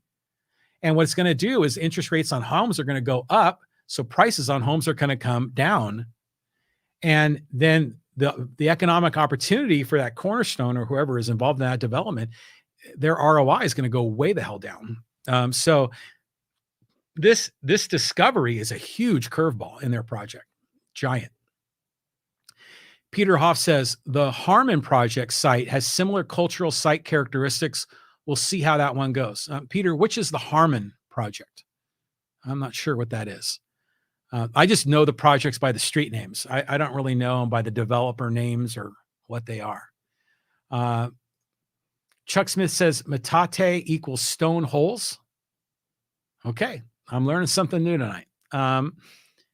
So am I saying that right? Because I know the street name is metate, but when we're talking about this from an archaeological perspective, is it still metate? Is this what's the derivation of this word? It's not an English word. Where does this come from? I don't know. Matt Brannigan says 72 was a bad year. My Ding-a-Ling by Chuck Berry and Long-Haired Lover from Liverpool by Jimmy Osmond. Oh my God. Were two big hits and Nixon won another term, best forgotten. Badfinger was still pretty good in 1972. That was the first year of the Oakland A's winning 3 World Series in a row. That was the year that the New York Knicks won the NBA? Is that when Willis Reed came off the bench, or was that in 71? 72 was, I think, the Miami Dolphins' first Super Bowl victory, if I recall. What else happened in 72? Vietnam War was a mess. Maybe it was downsizing that. I don't know. The music then, Zeppelin was kicking ass. A lot of good music in 72. Maybe not Chuck Berry and Jimmy Osmond. There was a lot of other really good music going on then. Delana Ulp says, you're thinking Drew Barrymore. Yeah, Drew Barrymore. In E.T., the girl who played Carol Ann in Poltergeist passed away shortly after the third one came out. Really? Okay, so that wasn't Drew Barrymore. Yeah, she was on E.T. And oh my God, I can't believe this. We have reached the conclusion of our live chat. It's been, I tell you, man, just so much going on here. So where are we? Okay, I'm going to do another quick look here, and I'm going to do a refresh on my page to see if anything's changed. And the Poway Unified races have not changed, which I assume means nothing has changed. But I'm going to go back and verify here. Pepin, 55.58%. Soto, 44.42%. Has not changed. Peter DeHoff, who's on our live stream, thank you, Peter, for participating, is at 44.08%. Kevin Juza is at 37.34%. Tony Russo at 18.58%. Now, again, keep in mind that this is the early numbers. This is based on a lot of the original votes that were mailed in or drop boxed in the last few days. They're not, a lot of the votes that are day of are probably not in this count. So there's a lot more numbers to be collected. Steve Voss right now, this most recent update from the Registrar of Voters is at 56.44% with 5,096 votes. Delta Esparza is at 31.42%. Yuri Bolin, 7.79%. Emeka Mbekwe is at 2.86%. And Bhavana Kansal is at 1.5%. So, and if I were to scroll up, it says right now we're at 25.3% voter turnout. And I just did a refresh. No, now it's 25.5%. Okay, so there's small incremental change. Okay, that's good. But it's going to be a while until this is all tabulated. I'm certain there'll be people that'll be up till the wee hours watching this. And I remember doing some of that last election cycle, specifically for Voss's race, because it was crazy how close that race was. So I'm sure people will be doing that tonight. I'm sure my good friend Pete Murray, if I drove past his house, I bet you the lights are on or there's a glow of a CRT monitor coming through one of the windows because they'll be watching these numbers all night long. So it doesn't appear that much has changed. But we do have more comments. Jim says, yeah, the A's went on to three-peat. Yeah, that's when I first started following baseball. So they had Catfish Hunter, Raleigh Fingers, Vida Blue, Ken Holtzman. The catcher was, they had Ray Fosse and Gene Tennis. Who else was on that team? Campy Campanera, Sal Bando, Joe Rudy. Reggie Jackson was on that team. What a great run that team was. Charlie Finley. And then MC Hammer was the bat boy. And that's how we got the nickname MC Hammer, because he looked like Hank Aaron back when he was a young kid. He grew up in Oakland. That was when I first started following baseball, because I lived in the Bay Area and the Giants were terrible in the early and mid 70s. Actually, they won the division nationally West in 71, but then after that, horrible. So when I first started following baseball, it was that Oakland A's team. Moving on. Pete Neal says, Matt Brannigan, that's why I spent most of 72 submerged. Yeah, Pete Neal, the naval submarine man, the career submarine guy was, yeah, Pete, you were underwater. Traveling the globe underwater, submerged in 1972. People also had avocado green and harvest orange carpet, shag carpeting and kitchen appliances. John Carson says, what promises have been made by the candidates who would have gladly accepted all this development money? I don't know. Now, granted, these developers are spending a lot of money promoting candidates. I mean, they're not doing it for, like I said, they're not doing it for shits and giggles. They're doing it because they expect to have their elected officials respond favorably to legislation that they want passed. It's obvious. I mean, that's why people spend money in political campaigns, is that they want to see those policies rewarded. And that's, some would say that's the corrupt part of American politics, which invites a whole other conversation on campaign finance, and that's a whole other rabbit hole. But yeah, well, again, and Peter, I know you're on the live stream. My remarks aren't directed specifically to you, but more broadly. We're going to see what happens. Development money has come into this race, has funded these candidates directly or indirectly. I don't know exactly how, but there's a lot of money there. There's a lot of development going on. And the candidates that are stay the course are winning and likely to win. So what does that mean in the future? More development, more money from developers? We'll see. Jim says Sal Bando. Yeah, he had third base for the Oakland A's. He went to Milwaukee, I think, in the second part of his career. He was with the Brewers. Jim said, MC Hammer, Stanley Burrell. Yeah. Can't touch this. Too legit to quit too, right? I think it was too legit to quit. Something like that. Too legit to quit, if I get it right. Okay. Matt Brannigan at Pete Neal, smiling. A little more conversation amongst the podcast crew here. CNN just called Fetterman for PA Senate. Oh my God. What a disaster that whole race is. See, that race is why you need ranked choice voting, because I would never support either of those candidates, Fetterman or Oz, not in a chance. And there are no alternatives. Oh, and I wanted to make this comment. I should have made this way earlier on in the podcast. Did you notice in our ballot? Well, we already know there's only two choices, right? Because they now do the top two in California ballot, right? So it's just whoever the top two are. And usually it's one Republican and one Democrat. And in some cases, there are two people from the same party, typically both Democrat. But in one case on my ballot, there were two Republicans. It was crazy. I think it was from my assembly district, I think. But did you notice there was no opportunity for write-ins? I was surprised by that. Because I've used the write-in line a lot. Like in cases where I just don't like either candidate, I will write someone's name in. And because for me, as a voter, I have a very different angle with voting. I mean, some people, when they vote, it's a very calculated process. They think, okay, I'm going to do all this research. And yeah, I do all the research too, to a degree. But then they say, well, I need to vote for this guy because I can't vote for them. But if I vote for this person, like if I vote for candidate C, that's really a vote for candidate B. So I have to vote for candidate A. You know, there's all this crazy calculus that people put into this thing. That's, again, why I think ranked choice is so important. But a lot of times what I do is I don't do that with my voting. I vote for who most closely represents my values, even if I know they don't have a chance in hell of winning, because I know that I only have one vote. My single vote is not going to change the outcome of any race. Even Pete Murray and Peter Singer's race, or Heather Plotsky and Patrick Batten's race, are both really close. They're not going to be decided by one. Even when Mayor Voss ran for supervisor and he lost by, what was it, 282? He didn't lose by one. So I know my vote only counts as one. So I don't compromise my vote.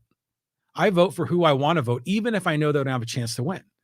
To me, that's why the write-in was so important to me, because if both candidates sucked, I wanted to write someone else in. Now what I do, if both candidates suck, I don't vote at all on that race, because I just, the whole idea of lesser of evils or two equal evils of different flavors, I just don't like to play that game. But I was disappointed there was no write-in line, because in some cases I would have loved to use it.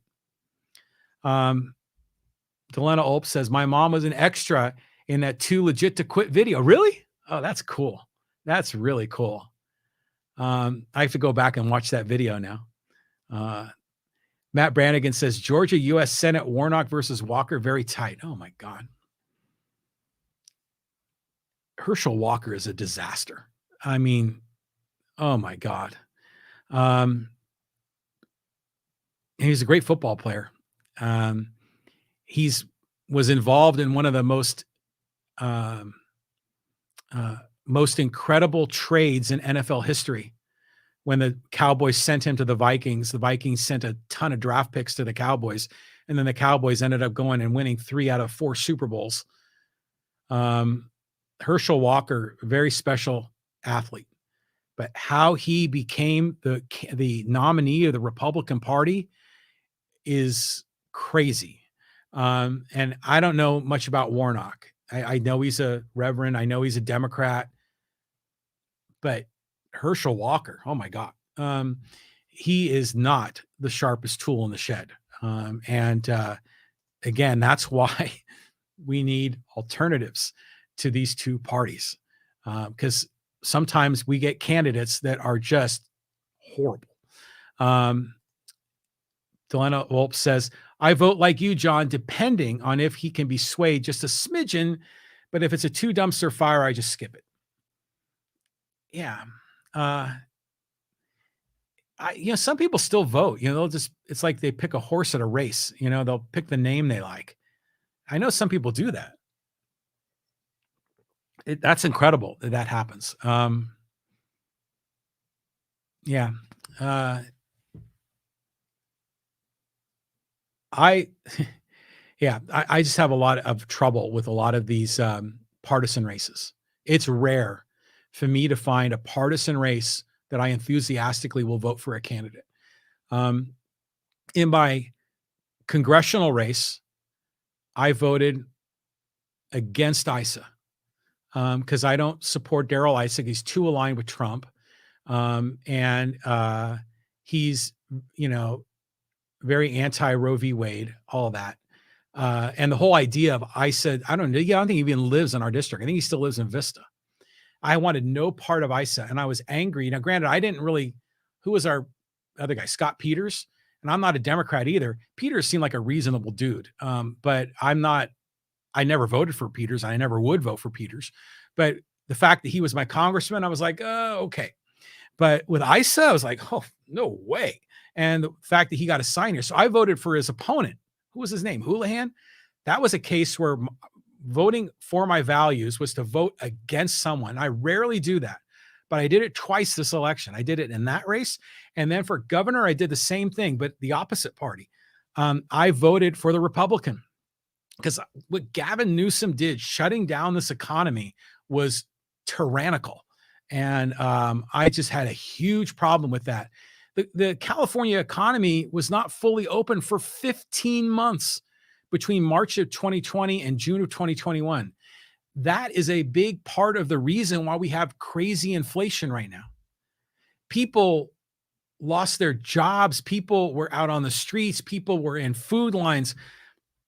There were alternatives on how we could have worked our way through this pandemic, but shutting down people's businesses while simultaneously keeping large corporate businesses open and calling them essential while mom and pop businesses were shut down was awful, just terrible.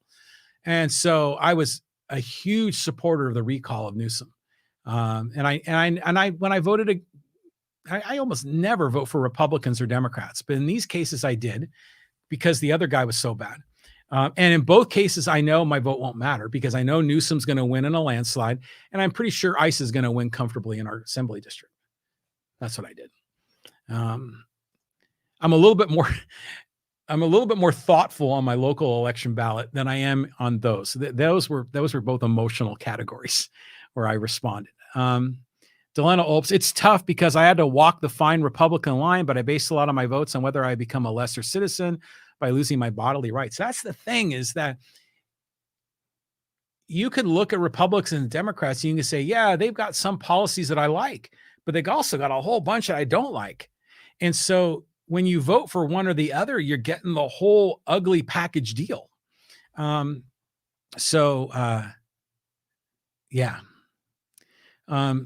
Democrats, I mean, there's Roe v. Wade, which I agree with the Democrats on that, but almost all the other stuff I'm not a supporter of. And I have a similar ratio with our friends on the Republican side. going on further. Matt Brannigan says, how do you feel about Fetterman versus Oz, another tight one? I think I commented on that one earlier. It's amazing that, well, I mean, Oz is like, he's a Trump guy, which again, for me, that's out. Um, Trump represents the opposite of what America is supposed to be about. I make this podcast all about life, liberty, and the pursuit of happiness. Trump campaigned to crush the First Amendment. He wanted to close down mosques. He wanted to shut down part of the internet. He wanted to sue the press and not protect their right to free press. I mean, Trump wants a border wall, which is the opposite of America, Statue of Liberty, freedom.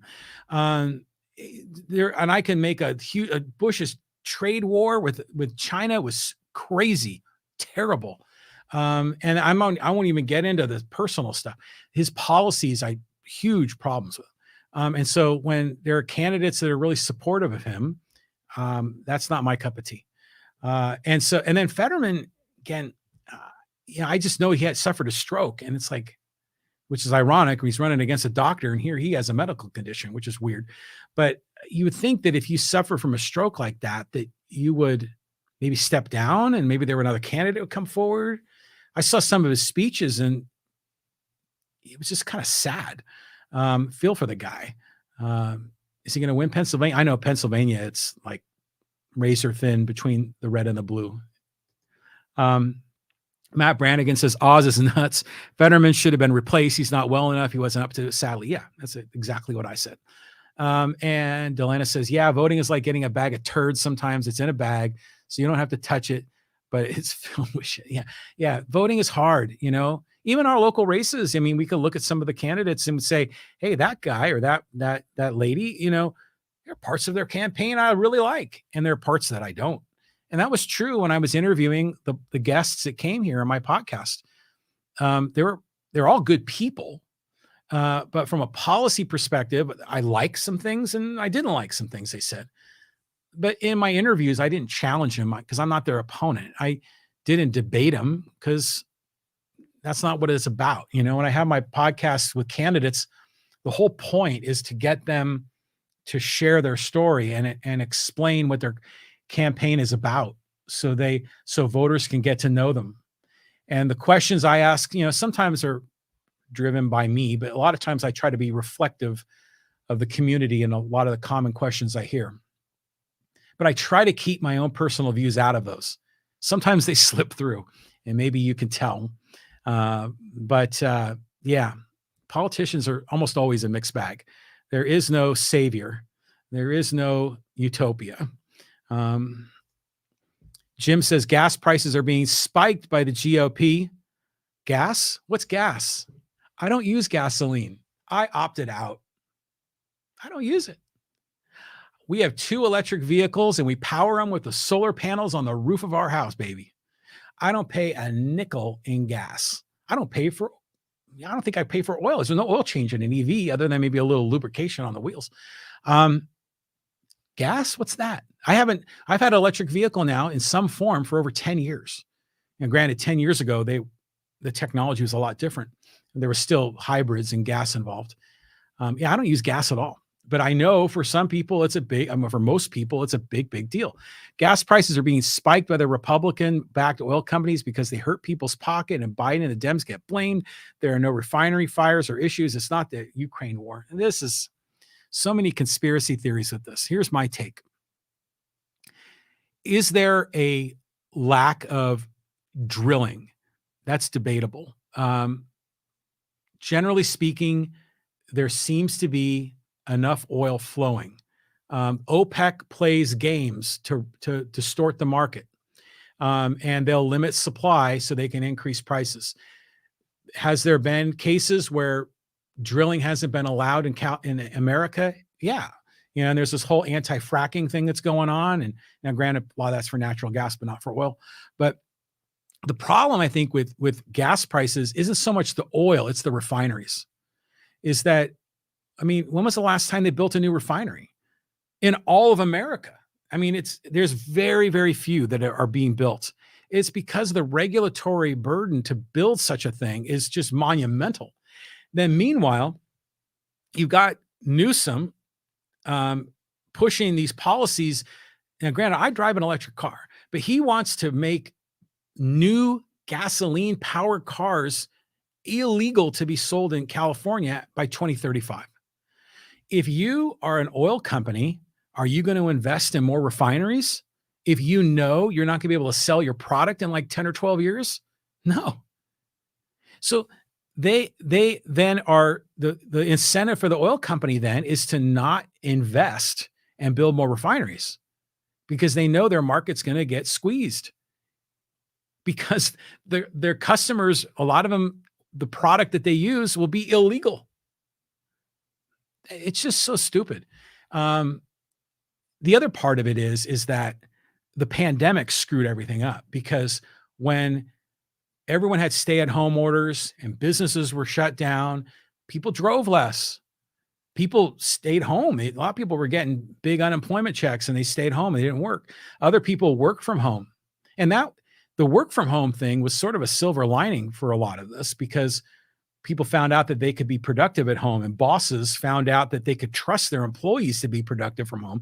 And in many cases, employees were more productive than they were when they were in the office. That was a silver lining. But the end result is that demand for gasoline just radically shrunk because of the stay-at-home orders and because of the shutdown orders. And as a result, oil companies said, we don't have much customers, and that's why prices went down, and they shut down refineries because they didn't need to produce as much. Then all of a sudden, they flip a switch, turn the economy back on, and now, you got to ramp those refineries up, and now suddenly there's a labor shortage. Or if you're able to hire, you got to pay a lot more. And so the whole thing just got whacked out. So is there a political agenda by the Republicans that they're rigging this? I don't know, maybe, but there's a lot more going on than that. That's for sure. Okay. John Carson said, so Fernando at first base? No. Sounds interesting, but no. He'll either be in the outfield or he'll be at short. If he plays short, Kim will play second. Because he's the marquee guy. He's the face of the franchise, supposed to be. Now, I think initially they'll put him in the outfield, a little bit of humble pie.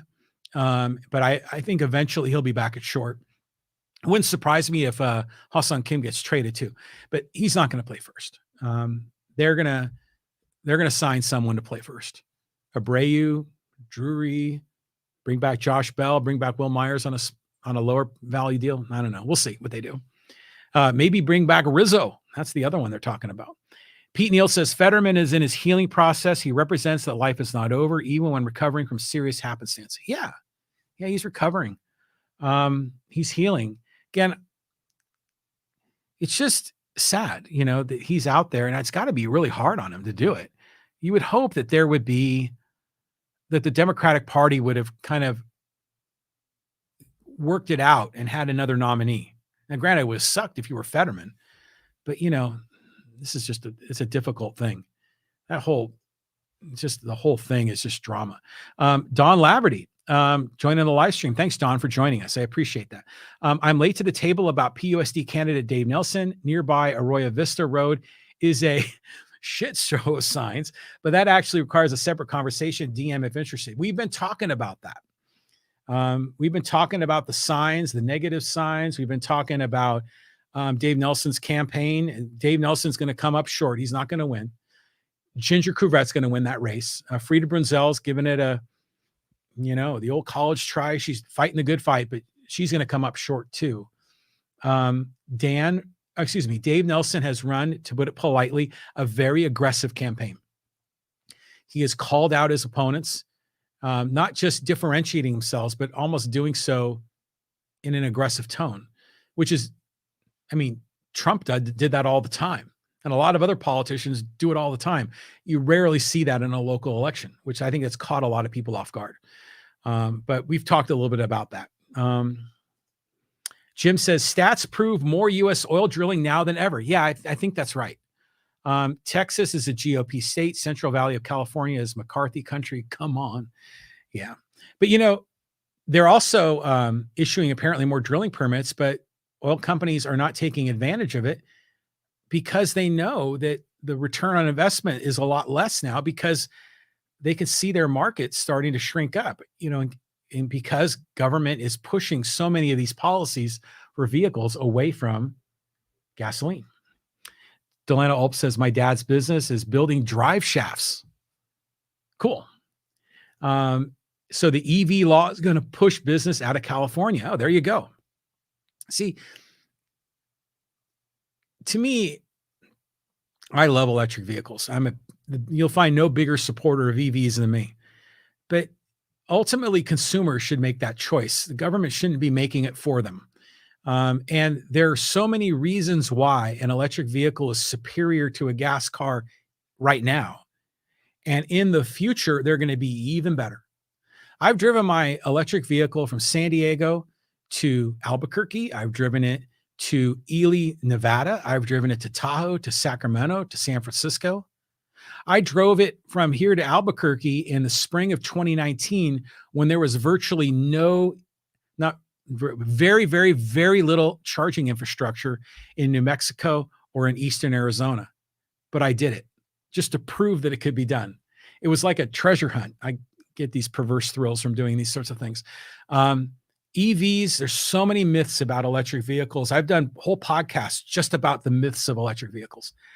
In the end, I think consumers should choose what best fits their need. And I think if people look at it rationally, they're going to see that EVs are going to be a better solution in well over half the cases. And the only areas right now where they come up short are when they have to carry heavy loads or do, serious towing, or when they have to go long distances. But my EV goes 300 miles on a single charge. Other EVs go 400 or 500 miles on a single charge. And there are charging stations that are being built all over the place right now, even without government subsidies. Private companies are building the EV charging infrastructure and networks all across America. And it's happening aggressively, even without Biden signing the Inflation Reduction Act, which was really a part of Build Back Better. Okay. Jim says, then gas should have been plentiful, gouging now. Well, because there's not enough supply being produced, because there's not enough refinery output. Now, of course, the gas companies and the oil companies, they're going to try to get as much as they can. And they're not just doing that now. They've always done that. That's what people say, this inflation is all price gouging and corporate greed. Well, why is it happening now and it didn't happen in 2017 or in 2014? It's happening now because of all the distortions that have happened in the market. So the corporations are just responding to all the incentives that have been created. But in the end, the corporations are going to always maximize their profit, and you as a consumer are always going to try to maximize your bottom line. And when we have a marketplace that's not so whacked out, distorted by all these policies, then there's sort of an equilibrium and it kind of balances out and it's better. But right now, everything's so whacked out because of what happened under COVID and all the shutdowns and the stay-at-home orders and the supply chain messes. And I mean, we can go on and on. It hasn't rebalanced. It's just whacked. And is there a political agenda? I won't say no, but I don't think that's the primary. Galena says, well, it's great for the environment. The batteries in the vehicles are also bad for the environment. True, but that's going to improve. They're already getting better at recycling these. They're already discovering that they don't have to use rare earth materials, that they can synthesize a lot of these here in America and not be dependent on rare earth elements from Asia. This is all happening really fast, and we've come a long distance in a short amount of time already, and it's only going to continue to improve. Are the batteries bad for the environment today? Yeah. Are EVs net better or worse for the environment? I don't know. The reason I drive an electric vehicle has nothing to do with the environment. Nothing. The primary reason I drive an electric vehicle is because of the incentive structure that's been created. I can get rebates on my cars. I don't have to pay for gas because I do solar and it powers my car. A lot of places offer me free gas. When I have to use the grid, I can get it at a discount because I have an EV.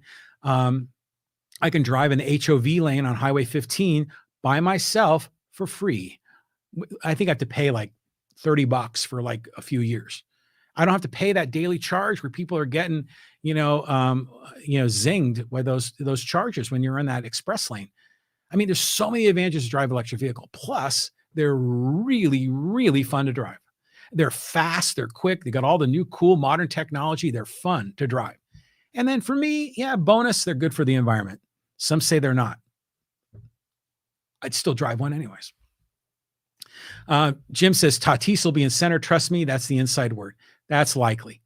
Grisham, hey man, two Gold Gloves in 3 years is great, but dude's got hit better than 182. Matt Brannigan says, loving this, John. Just carry on until you lose your voice. I'm getting low. Where are we at? We're at 3 hours and 30 minutes, and I'm still rolling. John Carson says, night, John. Let's chat soon. Yeah, John, we're going to do that music podcast sometime soon. Delena says, bye, Carson. John Carson, night. Delena says, we looked at hybrids because we're not against EVs, but I agree it should be a consumer choice. Yeah, for sure. 100%. Pete says, I have driven Calypso across country 3 times and planning 2 more. Love you, Pete. I would love to drive cross country. That's something I've never done in my life, and I would hope to do that at some point. But that's in my future. And it would be fun to do in an EV, just so I can stick it to you, Pete, and prove that I could do it.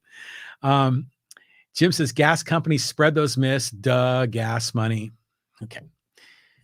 Well, all right. Moving on. So Delena says, when I see Calypso, I always selfie with her. It was a 2016 election fund. Yeah.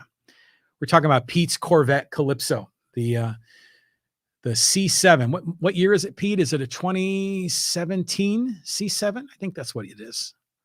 Matt Brannigan says, Ron Johnson and Mandela Barnes in Wisconsin, another very tight one. And Wisconsin is a crazy state. I remember I went there on business once. This is a crazy story. Back in the late 80s, I was working for a computer company called Wang Laboratories, which is a big time computer company then. And I was selling computers in the manufacturing sector. And they did a really good job of training all the salespeople to learn about just-in-time manufacturing and how the whole process worked, so that we could talk their language and provide solutions that help them solve problems for their business. Well, they did one of those training sessions at a dude ranch in Wisconsin. So I go out there, I'm like 24 years old, and in rural area of Wisconsin, we're on a dude ranch, and they had a bar there, and it was, it was Republican country. It was very, very clear. And then meanwhile, there's the University of Wisconsin, which is one of the most liberal, progressive, some would say socialist campuses in America. So Wisconsin is kind of a weird state, and it's amazing how it's like close to 50-50. So that's something. Delena says, I'm married to a nuclear engineer, so alternative energy is talked about a lot. We wouldn't mind one. I pay for express lanes. I used to take the 91 to work each day, LOL. That's a lot of money. I think peak time on the 15 one way is like $8. So assume worst case scenario, that's $16 a day times 200 commutes a year. So what does that work out to be? 200 times 16, is that $3,200? I think I'm doing my math right. That's a lot of money. I do it for free. I mean, I got to pay for the sticker. I think it cost me like $20, $30, something like that. And now granted, I don't do it every day, but my wife does. And it's a huge deal for her because it saves her a ton of time. I have friends that bought electric vehicles up in the Bay Area exclusively for this reason alone, just so they can drive in that HOV lane essentially for free. Pete says it's a 2014. Okay, that's the year of Calypso. And Delena will do a ride sometime. So Pete trying to hook up Delena. Here, check out my bitchin' car. That's awesome. Okay. We still have 8 people on the live stream, and I think we're setting the record tonight. I think we're going to pass up John Carson, and we're going to pass up the 2 Chris Olps podcasts. And even the Ed Franklin podcast went like 2.5 hours. we may have just set the record. Here we are. And we're still going. Delana Opes says it was like $300 a month, but that was in 2007. I hate traffic. Yeah, I'm sure if you paid monthly, I'm guessing there's a lower rate, but it's a lot. Yeah, but it's a huge time saver, especially depending on what your commute times are. Can we put an HOV lane on Poway Road? No, we're going to put a monorail, an elevated monorail right down the middle of Poway Road. There was serious conversation about that in South and North Poway votes about a year or two ago. That's funny. Yeah, I'll go. And Matt Brannigan says, when I last went to Wisconsin, I never saw more amply proportioned people in my life. I blame their wonderful and world-beating cheese. Yeah, we also went to a cheese factory there, and that was a lot of fun. Yeah, all the cheeseheads that are out there. You know what else I went to in La Crosse? One time, my wife and I were on vacation.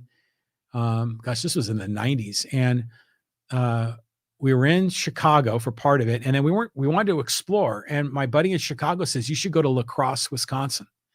And so we drove up there, and it was a beautiful drive. I mean, you go through these green rolling hills, and every little city has got like this church with a big steeple, big white church, green rolling hills, all the way through this farmland in Wisconsin. And then you pop out in La Crosse, which is right on the Mississippi River. And there are these big bluffs that are just north of La Crosse, and it was gorgeous. And then we toured the, there's a brewery there. What's the name of the beer? I think Old Style might be made there. I think that's where it's made. It was really cool. Now, granted, I think we were there in August, so the weather was nice. I wouldn't want to be there in the winter. But yeah, Wisconsin is something. Pete Neal says, John Calypso is poetry. Let's see an EV do that. Okay, I won't argue that Calypso the Corvette is poetry. My EV is something different than poetry. I don't know what the right word is for it. But that's a whole other story. Delena says it took 2 Olps, 2 Mike Devines, and a bunch of other chatty folks candidates to break your podcast record. Yeah, you guys are helping me go where no man has gone before. Matt Brannigan says you are heading for Joe Rogan Lake, loving it. Here's another funny story. Is in 2018 when I started this podcast, it caught a lot of people off guard. They discovered it and like, who is this guy, Riley podcast, and all these candidates, and the candidates were excited about it. And they were sharing the podcast episodes on, the YouTube clip on their Facebook feed. And it started to become a thing. And which, by the way, was a great way to start the podcast. And I was very thankful for all that. But I was talking with Steve Dreyer. You remember Steve Dreyer? He's the former editor of the Poway Chieftain and the Rancho Bernardo Journal, like PomeradoNews.com. Steve Dreyer, by the way, is a great guy. He's like Mr. Kiwanis, really a great man, and he's retired. He's no longer running the newspaper. But back then he was. And I was talking with him at one of the candidate forums. It was over at Painted Rock Elementary. And he said, what are you doing? He goes, how are you having a 2-hour conversation with a candidate? That is way too long. And I went, yeah, it's really long, isn't it? And he said, no, man, it needs to be like 15 minutes. It needs to be like a segment on 60 minutes. I'm like, yeah, okay, but podcasting is different. Podcasting has no rules. Podcasting has no limits. Joe Rogan goes like 3 hours all the time. And he didn't really know much about podcasting. Even in 2018, podcasting was relatively new. Now, granted, I know it started like 10 years ago or so, maybe even earlier. But, but people of an older generation hadn't really warmed up to this whole long form conversation. And they knew that, most people, except crazies like us, would sit through the whole thing at once. A lot of people will consume it in chunks over a course of time, like 20 minutes on my commute to work and 15 minutes on my drive to pick up my, kid from school or whatever it is, right? You get it in pieces and you consume it in bite-sized chunks. Or you're on a road trip and you take the whole thing in, or you're on a walk with headphones and you get in a good hour's worth of it at a shot. People do it in different ways. And it was hard for him to understand that because it was so new. and it was so different, and it was unlike anything that was part of his world. But people are changing now, and so lots of people my age and older are really on board with podcasts, which is cool. But yeah, 3 hours is hella long, and we're at what, 3 hours and 39 minutes. Um, Heading for Joe Rogan territory. Keep it up. Pete Nail says Registrar of Voters still has not updated the numbers. Here, come, let me check again. Yeah, it's still 25.5% on the top banner. So I'd imagine the numbers down aren't changing. See, Newsom is at 56%. He's going to win easy. All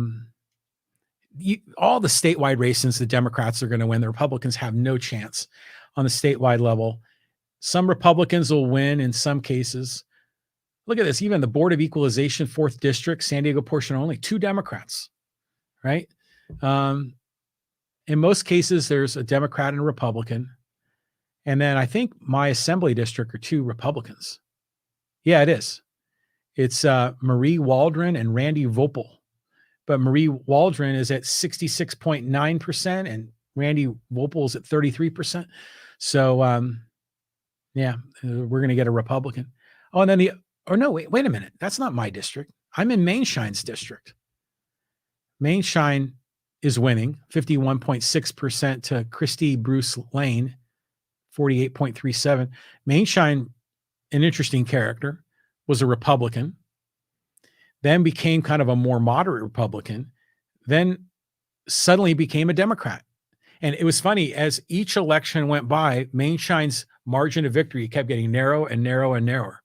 So it made you wonder, did Mainshine change or did the voters change? All I know is that whenever I see pictures of Brian Mainshine, he's got a puppy in his hands. And it's always a good photo op, but I think he does a lot with the SPCA and the Humane Society. That's a big part of his message. But I'm guessing this has got to be his final term and he's going to term out, right? Brian Mainshine. What's he going to do? But he should win. But he's only winning by like 3.3% right now. So that's pretty close. Okay. Back to the live stream here. So yeah, we'll be checking the numbers throughout the night. Matt Brannigan says, does it look like the predictions, lose the House, keep the Senate? I don't know. I'm not, I'm in my living room and my television was CNN or MSNBC or Fox or whoever. That's in another room. So how are we doing? I'm depending on you guys for the updates. Matt Brannigan says, I don't know at the moment. And oh my God, I'm going to have to end this pretty soon. I'm not going to be able to talk. Okay. Jim says, I'll listen to this long podcast again as I drive down Poway Road in the morning. LOL. Night all. Yeah. Yeah. This is like, we're getting close to 4 hours. So that should get you from Garden Road to maybe Carriage Road. Delena Ulp says, oh my God, I was just thinking that. Delena goes on to say, the only time I haven't seen Mainshine without a puppy was when he visited Garden Road Elementary to talk to 4th graders. But I'll bet you he was talking about puppies. I've never met him, but I know there's a lot of people here that love him. Did he grow up in Poway? He might have. I think he lives in Carmel Mountain Ranch. I think that's right. But there's a lot of people here that really support the guy and really respect him.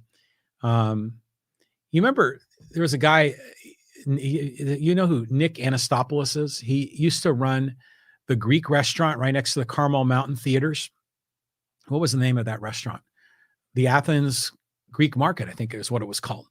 And he has since retired, but Nick Anastopoulos, great guy. I mean, Mr. Community Dynamo in Rancho Bernardo. But he always spoke very highly of Brian Mainshine. And Jim says Senate 48 Dem, 47 GOP. God, who knows how that's going to sort out. Delena says, I think he did a puppy event at Cahoots that weekend too. So you're probably right.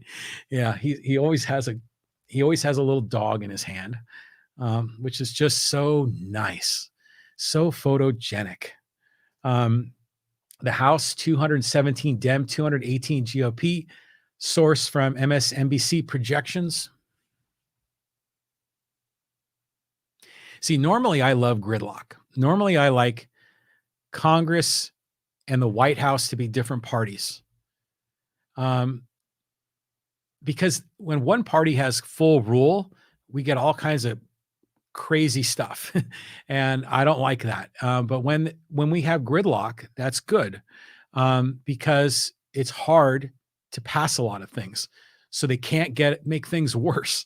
Now, granted, I support the Democrats and their plan to codify the right to reproductive choice across America, just like California is doing Prop 1.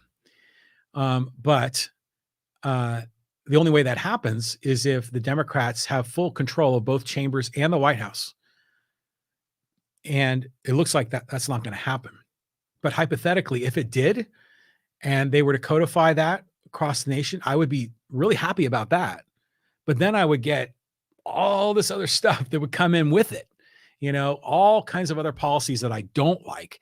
So that's going to be a tough one. The good news is, I think in California, Prop 1 should pass pretty comfortably.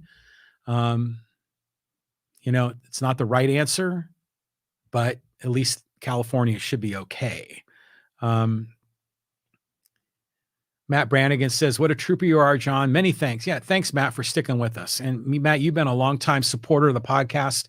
I am very appreciative of you, and I enjoy following you on Twitter. We sometimes have a couple of fun exchanges, and that's good. Matt Brannigan says, "They'll be looking at this broadcast after we are both long gone." Well done, sir. They're going to look at this in 5 years and say, Riley and all those people in the chat were nuts. What are they thinking? What were they saying? Oh my God. Or they're going to look back at this and say, we are the smartest guys. We were the most brilliant people. We had it all figured out before anyone else had it figured out, right? It'll be one or the other. Okay, friends. I'm going to hit the refresh here, but I don't think the Registrar of Voters is changing again. And no, it's still 25.5% in the header. Is that what you guys are seeing? That's what I'm seeing. So I don't think that's going to change much. So I think I'm going to wrap it up. This is a long night, and this has been really, really fun.